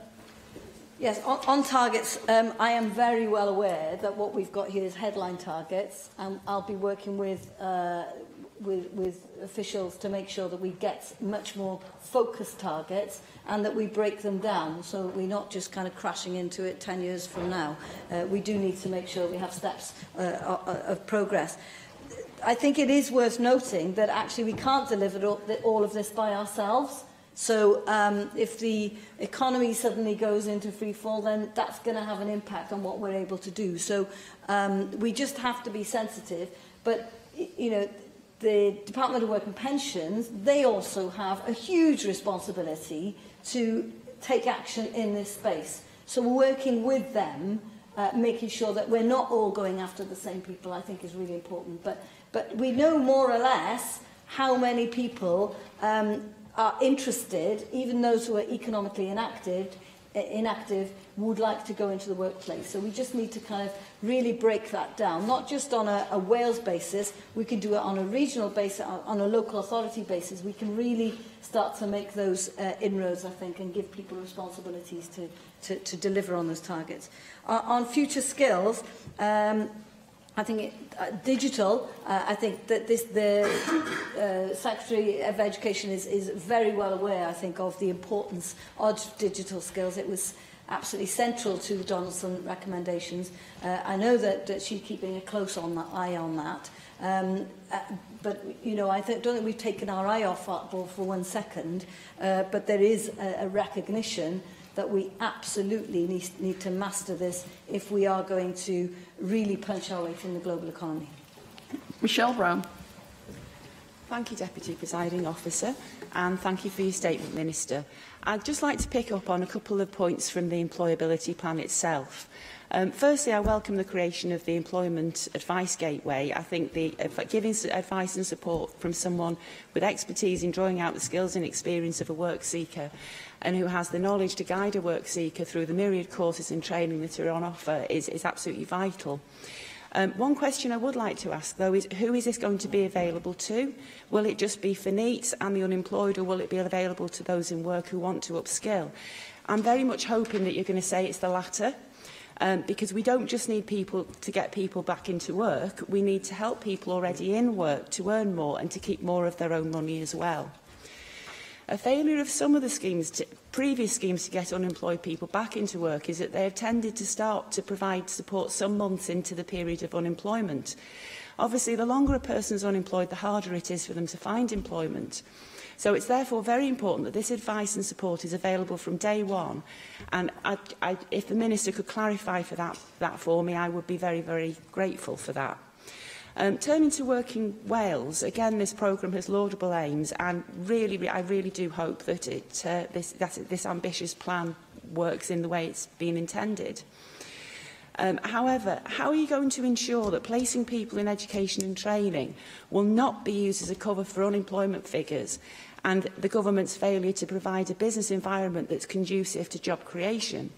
Improving employability has to work in tandem with encouraging investment from those SMEs upon which the majority of people in the UK depend on for employment. So it concerns me that you're looking at placing more obligations on employers. Now, encouraging employers to take care of the well-being and health of their employees is a perfectly reasonable and laudable request. And of course, employers are already obliged to ensure the health and safety of their employees and workers. However, Welsh Government needs to be really careful that placing obligations on employers doesn't have the unintended consequence of reducing the level of employment generally. Because obviously the more expensive employing a person is made, the fewer people who will be employed.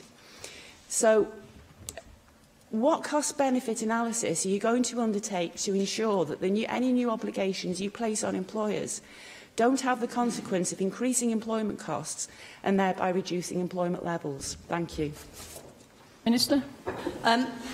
Just to be clear, the Employment Advice Gateway is targeted at unemployed and economically active people and NEETs, but Careers Wales is available for all, and it's the same organisation. So it's the advice and the possibility of going to Careers Wales for advice exists and is available for individuals currently. I think what's really important is that we really look at in-work poverty. So that's the really big problem that we have today, is in-work poverty. And you're absolutely right. We can't just leave it at people who are already unemployed. We've got to encourage people to upskill and to improve the kind of employment that they have so that they can get better wages and lift themselves out of that poverty. So that's what we're hoping will happen as a result of this programme. In terms of the focus on employers, I think we've got to underline, we're not doing this to punish them. We're doing this so that they can help themselves. If they invest in their own people, in their own workforce, then they are more likely to benefit. So what's clear is that if you look at management, for example, in Wales, there's a lot of work to do in some areas to improve people's skills in relation to management and all other areas. So getting them to improve the skills, abilities of their own workforces will improve their own productivity and improve, sometimes if they're a private sector employer, their profit margins. So we know that that is the case. Dawn Bowden. Thank you, Deputy Providing Officer, and like others, can I thank you very much for bringing forward the statement. It deals clearly with a number of vital issues that are essential to the future of local economies across the whole country.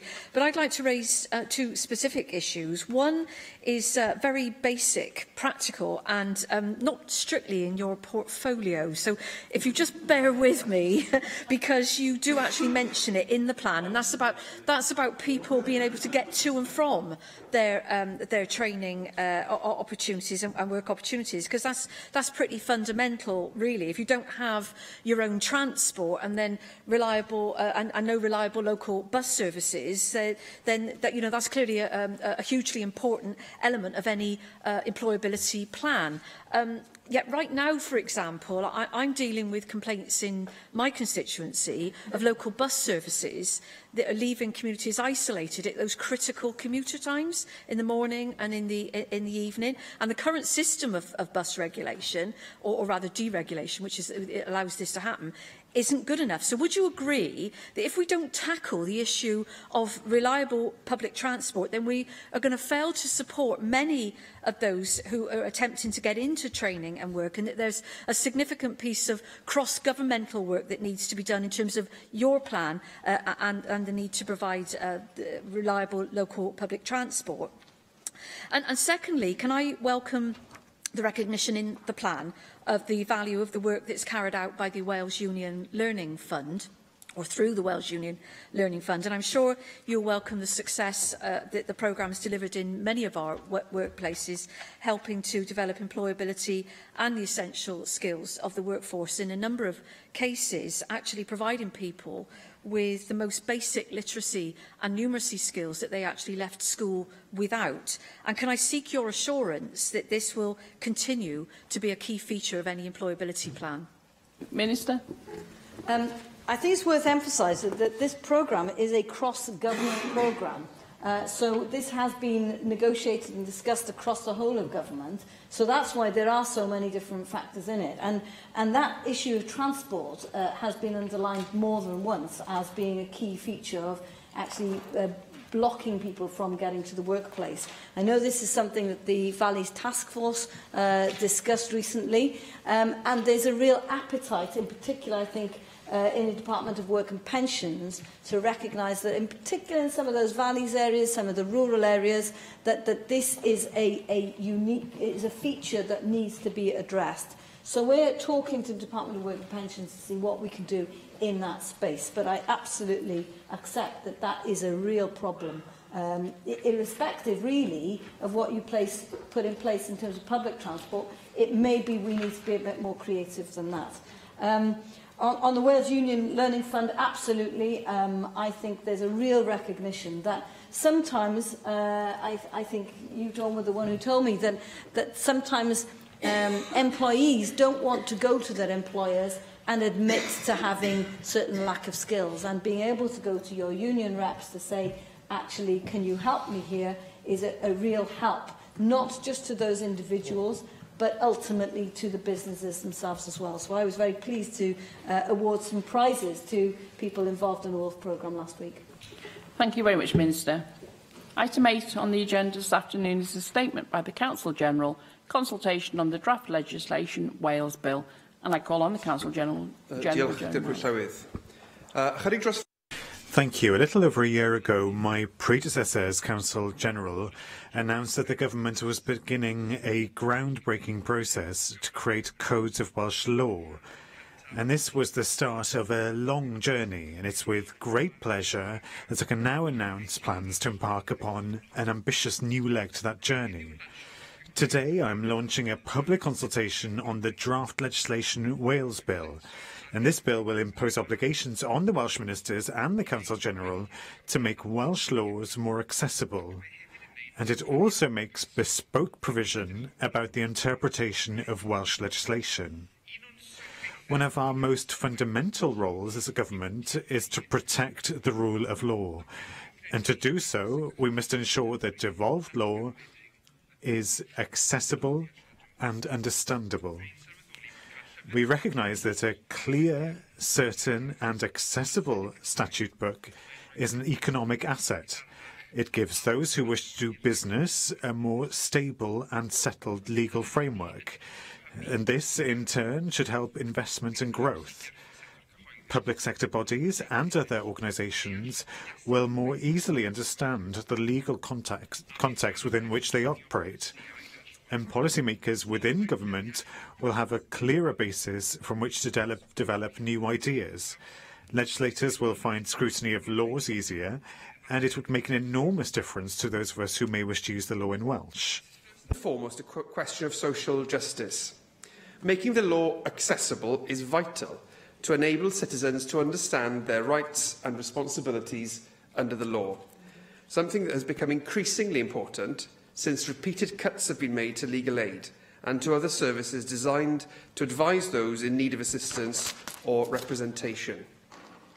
We are the custodians of the Welsh Statute Book, made up not only of the laws made by this Assembly and the Welsh Ministers, but also those pre-devolution laws which we have inherited.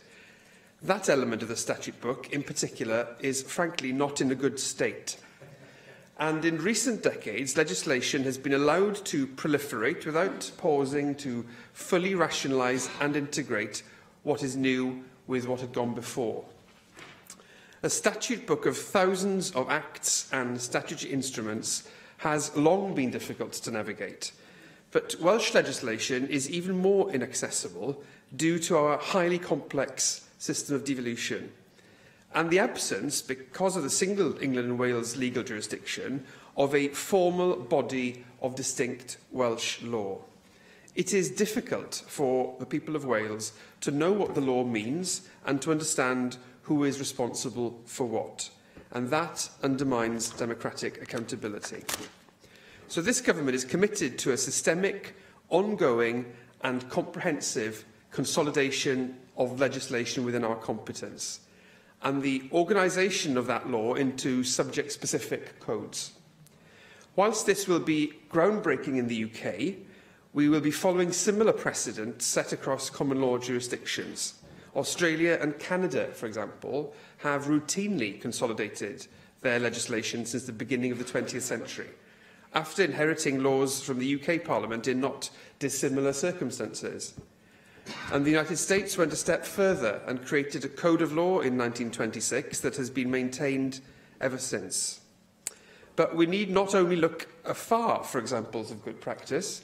The laws of Hywel Dda were organised in codes, and the lawyers of the day had access to those laws in one book. So codification is an important part of our legal tradition, and our task now is to make sure it's a part of our legal future. We in Wales have done this before, and I'm determined that we will do it again. Our vision for making Welsh law more accessible is not confined simply to rationalising legislation, significant a task though that is. A well-ordered and clearly drafted statute book must also be effectively published, and supplementary material is often needed to set out the context and fully explain the practical effect of the law. For this reason, further improvements to the legislation.gov.uk website, operated by the National Archives, and to the Cyfraith Cymru Law Wales website are intended to form part of the programme. Making bespoke bilingual provision about how our legislation should be interpreted is also part of our wider ambition to make Welsh law more accessible. An Interpretation Act was first enacted by the UK Parliament in 1850, and this practice has been replicated in common law jurisdictions across the world, including in Scotland and Northern Ireland. Dydyn ni ddim wedi cael ein deddf ddehongli. To date, Wales has not had its own Interpretation Act. Rather, we rely on legislation enacted by the UK Parliament in 1978 and later modified in an attempt to take the existence of Welsh legislation into account. And in light of our rapidly developing body of Welsh legislation, I believe it is now time to correct that anomaly and to develop our own specific provisions for Wales. I believe, therefore, as a matter of principle, that our legislation should be accompanied by its own provisions on how it should be interpreted.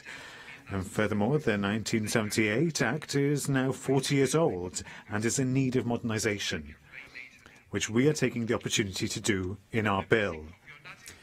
Importantly, the existing arrangements do not properly take into account the bilingual nature of our legislation and the equal status of the Welsh and English language texts. The 1978 Act was, of course, made in English only, and it defines terms in Welsh legislation in the English language only as well, and this must be remedied, something I know that was of concern to the Constitutional and Legislative Affairs Committee of the Fourth Assembly and the Law Commission. I hope that you will welcome this important milestone in the development of devolved government in Wales. The draft bill is designed to help make Welsh law fit for the future and will, I'm sure, become a foundation stone for the emerging Welsh legal jurisdiction. It is a draft bill both of constitutional significance and practical importance to the people of Wales. I invite members to consider not only the draft bill that is published today, but also the vision for the future that underpins it. And I encourage all interested parties from across Wales and further afield to help shape a bill that will improve the way Welsh law works and, most fundamentally, will help all those affected by the law to find it and to understand it. Aldi. Deputy Presiding Officer, can I start by welcoming the publication of this draft legislation bill and also the consultation document and the period that will now be given to that consultation of nearly 3 months, because I do think these are profound matters and they need extensive consultation, and I know the government will be very interested in the range of opinions it hopes to receive back in this process. On this side of the Assembly, we completely share the aspiration to make our law more accessible. I think it is of overriding public interest that we do this, and I can think of few better tasks in terms of what we need to do in the technicalities of our lawmaking, but as to a new institution, a new Parliament, to really set the highest standards for the rest of the UK, potentially, in the way we do this. Needless complexity, without any doubt, undermines democratic accountability. We are currently in a system where much of the statute book cannot be understood by quite gifted lawyers. You need to have a real expertise in a particular area of law to be able to interpret it. And this can hardly be good, I think, for the public space in which we hope many people with various interests who need to access the law at any one time can do so. Consolidation of the law is also highly desirable, and again, as a new institution, and in fact, we're only 7 years old as a Parliament, really, we can aim to have a statute book that is in much more rational, consolidated shape. I ought to remark that we've not done brilliantly so far, and that's because it's not easy to consolidate. I do accept that. But I still think on the major areas we should make that investment. So, for instance, on planning that we're about to see, but in other areas of the major pieces of public law, I think we should start to work through them and consolidate them. And as the Consul General noted, in other jurisdictions, they have set these aspirations, or met these aspirations, often at a time when they've inherited a large body of law as new legislatures. So I think that's what we should do. I'm really pleased to note what's in the draft at the moment about the ability of a range of materials to help people understand the law, and the references you made to the website and the National Archive I think are very important, because for the interested layman, that's where they're really going to be able to have some sort of an understanding. I do need to ask a couple of questions, so can I do this in the spirit of an early consultation almost response, and I'd like some clarification on the Interpretation Act side of it. You're quite right. I mean, the Learned Society, for instance, a couple of years ago, endorsed the need for an Interpretation Act, particularly over bilingual legislation, but it would also allow us to modernise the 1978 Act. But I think we need to know how any new Act here the Assembly passes will sit with the 1978 Interpretation Act, because that will still be drawn on, as far as I can work out. And is the Consul General attempting to set up separate principles of interpretation that would apply in Wales, but currently not inherent in the 1978 Act? And can I just say, also, in terms of the scope of what you're trying to do, if I turn to Schedule 1, very important concepts such as land and a person are contained there. And I just wonder if things of that magnitude should actually be in an Interpretation Act, which is generally about common and technical terms. And is it not the case that some very powerful concepts actually do need to be interpreted by each Act we pass, so that they can be very tight and specific. I know there's a bit of a dilemma in all this, but I would ask him to reflect on those two particular examples that stand out to me. In terms of accessibility, I think we need a vision for how all this is going to help the, and I quote, impenetrable mess that is Welsh law. Now, where does that quote come from? Well, a much better source than me, Lord Lloyd Jones, the Supreme Court judge. And if a Supreme Court judge tells us that the law at the moment is an impenetrable mess, we obviously need to ensure that what we pass now as a legislature establishes, I think you're right, at some point it will be recognised as a jurisdiction, but that's still a sensitive issue. But, that it's rational, accessible and clear. I think we need also to have an idea of how the code's going to work, as you referred to other jurisdictions that have used this approach.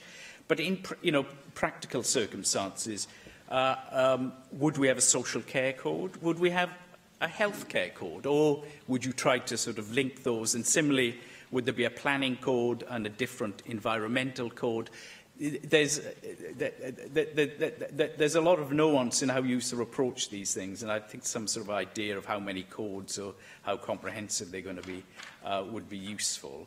And would laws that are contained in certain codes be able to grow outside those codes? Because, again, they do interrelate very, very often. And finally, can I just say in section 20, and this is an appeal as a former chairman of the Constitution and Legislative Affairs Committee, section 20 deals with directions. They're very difficult to keep track of, ministerial directions. And I wonder if he has considered a formal and structured approach to their publication along the lines of the approach that we currently have for SIs. I think that would add greatly to the accessibility of Welsh law. Thank you. Thank you. Counsel General. Can I thank the member for a range of incredibly perceptive questions and for the attention which he's paid to the consultation, which I greatly value. There are a number of questions in his contribution. I hope I'll do justice to them. Underlying the points that he makes more generally, I suppose, is the idea that there's no time to lose, if you like. There's a sort of body of law. We're a relatively young legislature still. We need to grasp the opportunity, because actually the problem becomes more and more intractable the longer we leave it. And I would absolutely endorse the sentiment behind his contribution in that respect. I mean, he will know, of course, that there has been activity around consolidation thus far on a piecemeal basis, if you like. And there's been work in particular in the historic environment space, and as he will know, in conjunction with the Law Commission, on a planning consolidation, which he referenced in his remarks. I mean, looking forward, there are areas which lend themselves pretty obviously to consolidation and codification. Local government law is an example, education law is another example. And I'll say in a little while what I think, how a code can work in some of those areas, if you like. But the core idea behind the draft bill is to move from that piecemeal approach to it, to create a sense of direction, if you like, within government, within the legislature, that this is an objective and an aim that we are moving progressively towards over time. I mean, having said that there's no time to lose, this is not, as I'm well aware, knows, this is not a short-term project. It's the work of a generation, really, and you can imagine it extending over decades, really, depending on the level of resource and level of progress that any particular programme can make.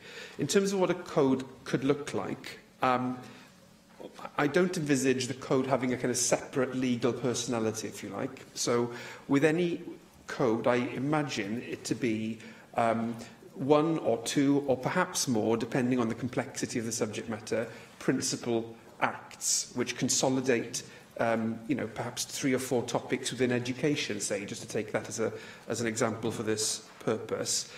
And then you'd have beneath that the statutory instruments relevant to that particular subtopic, if you like. And beneath that, and this really relates to the question he ended with around the directions, the sort of soft law, if you like, or the codes of practice and other guidance, so that it's all comprehensively available in one place and a kind of a hierarchy, if you like, within the kind of the legal hierarchy that we all operate to and understand very well. That's the sort of vision which is contained within this consultation, really.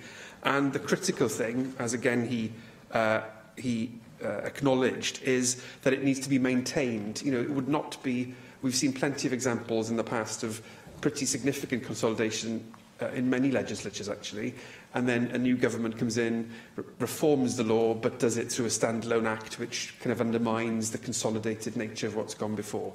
The objective is to avoid that, and so a critical part of this is that the codes, once established, are maintained as codes. So effectively, if there's one act before the reform, there should be one act after the reform. Really, that would be the broad principle, unless there are very good reasons to depart from that. That's essential, really, to the question of accessibility. He raised a number of points in relation to publication that go with that.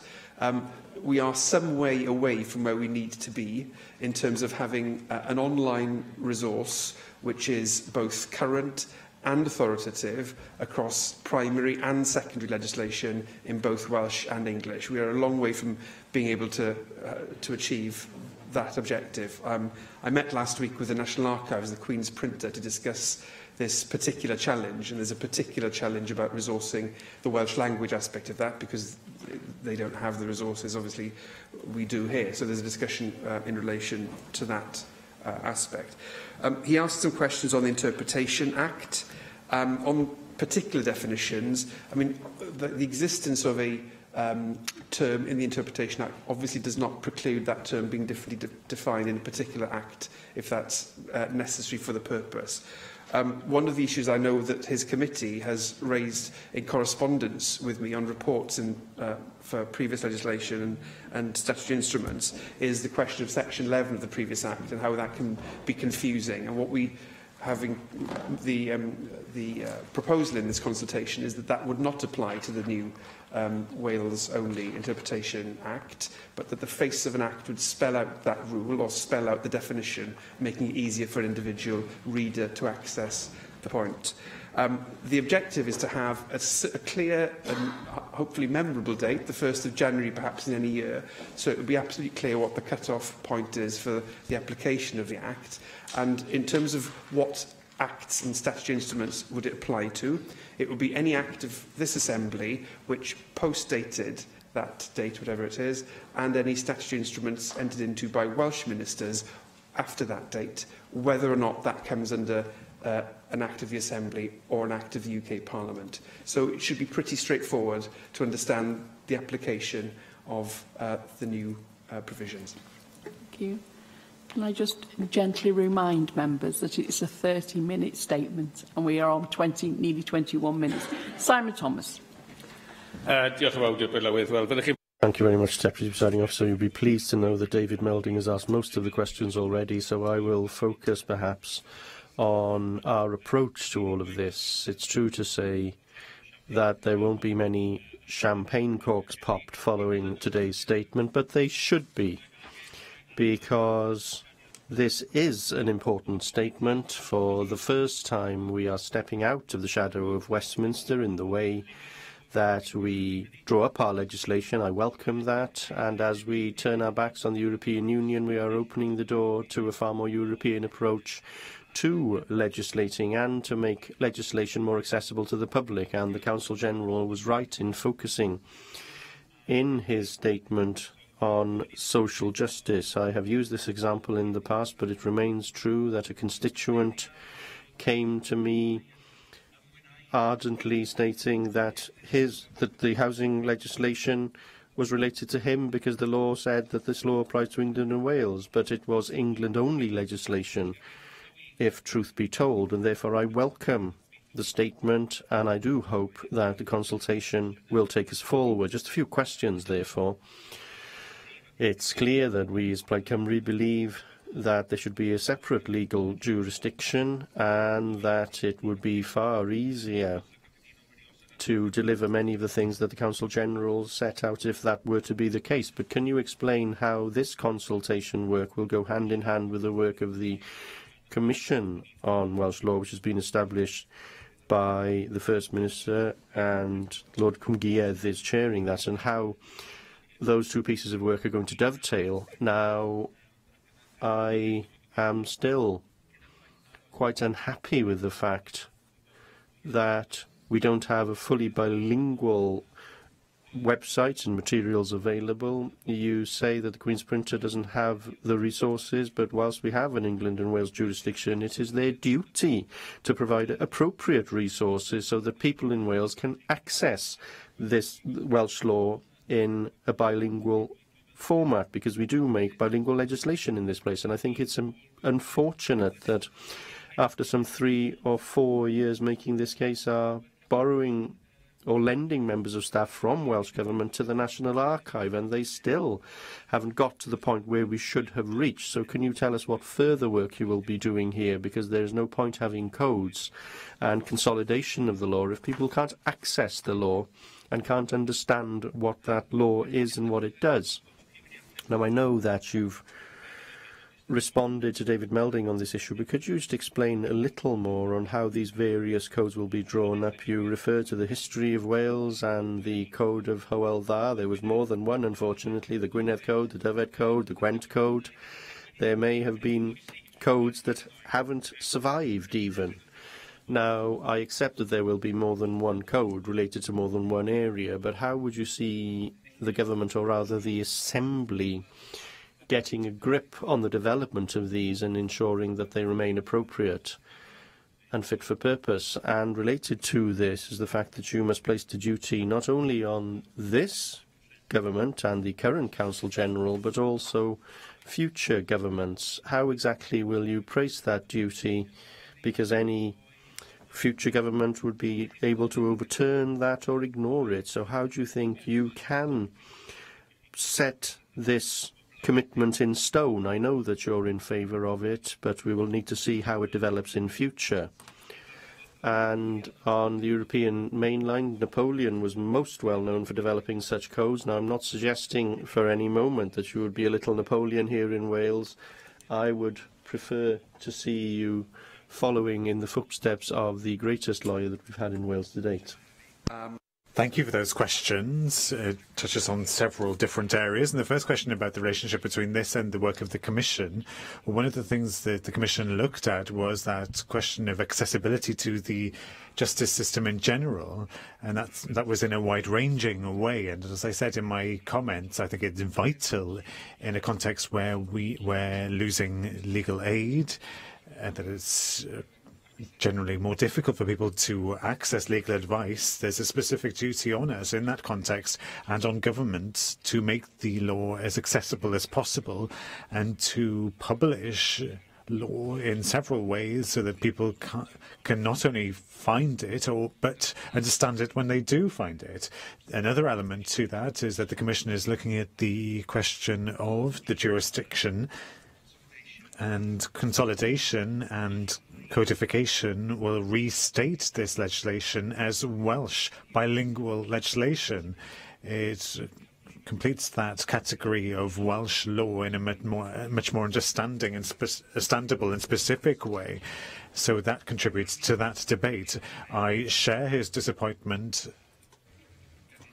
with the progress that we've made in terms of having a bilingual, dependable website for Welsh law.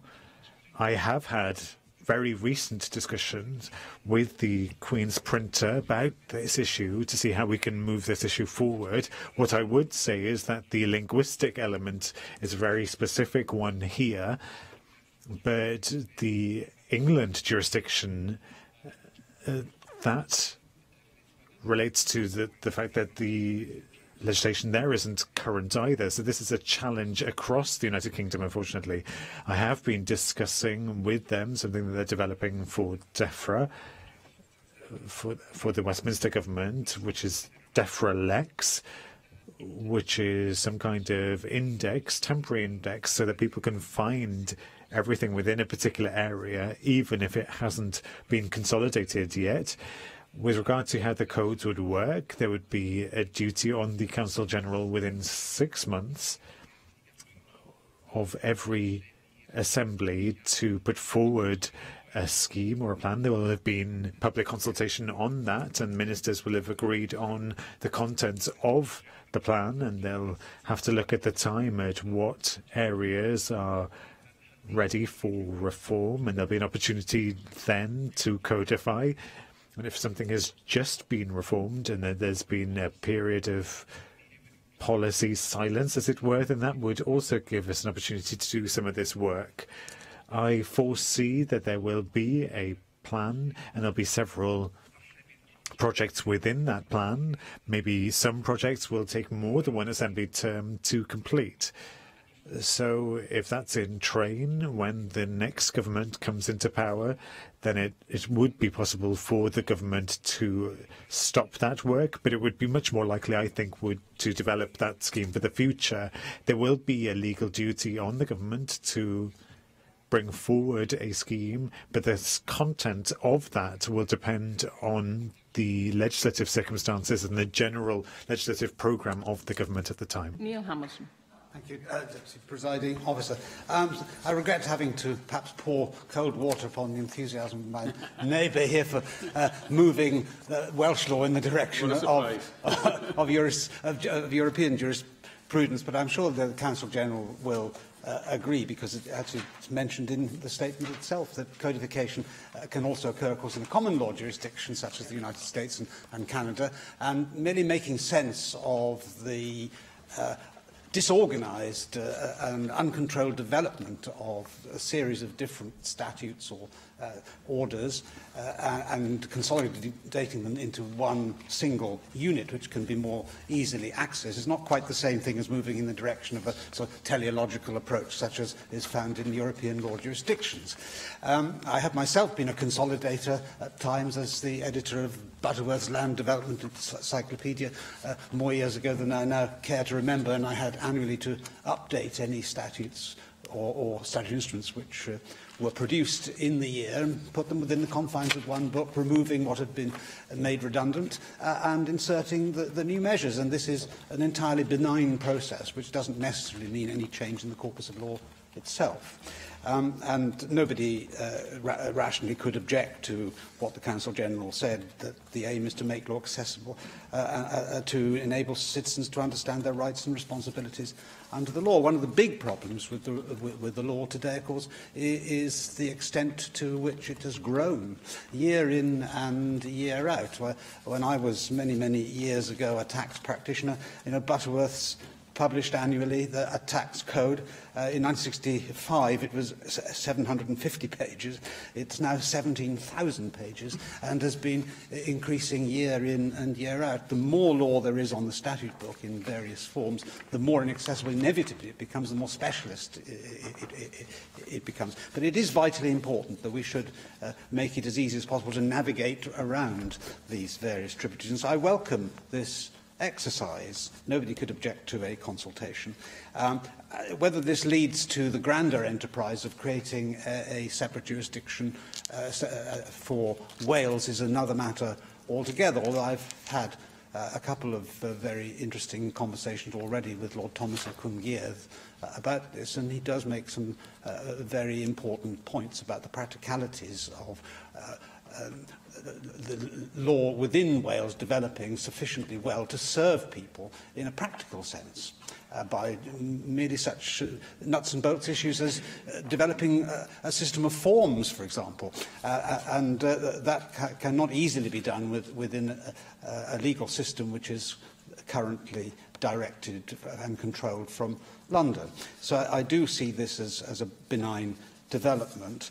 I am concerned about the possibility of an Interpretation Act for Wales, possibly making it more difficult to understand the law than easier, to the extent that it might be interpreted, the Interpretation Act itself might be interpreted as conflicting with whatever measure might be enforced in England. I know that there are interpretation acts in Scotland, and this may not be an insuperable difficulty, but it is vitally important that as the law in Wales inevitably diverges from the law of England, and the devolution process, and particularly leaving the EU, is going to accelerate this and expand this process, that we should, at least in interpretation terms, so far as we can, align both the canons of interpretation and the way in which they operate in a way which is unified throughout the United Kingdom. Otherwise, that way, even greater confusion lies. So I hope that the Council General can, at least on that point, satisfy me in the course of his response today. Thank you. Council General. I thank the member for his questions. Just in turn, you mentioned the changes. He mentioned the changes to the corpus of law and the amendments that might come as part of the consolidation. I mean, it's very important to underline the fact that a consolidation exercise is not about law reform. And in the discussions we've had with the Assembly Commission about the sort of procedural requirements that a consolidation exercise bring with it, it's been absolutely crystal clear that what we're not talking about is policy change. It is really about ensuring that the law functions better, if you like. And actually, he mentions the point about the jurisdiction. I mean, that is not the principal aim of what's comprised in this consultation. I would echo his point that really it's about a practical application of the law, making it more intelligible and making it more accessible in a very day-by-day way. That is the principal objective of my proposal in this consultation. On the question of the Interpretation Act, I mean, the reality is that the 1978 Act has a lot of material which is not relevant to legislation made in this place through the devolution settlement.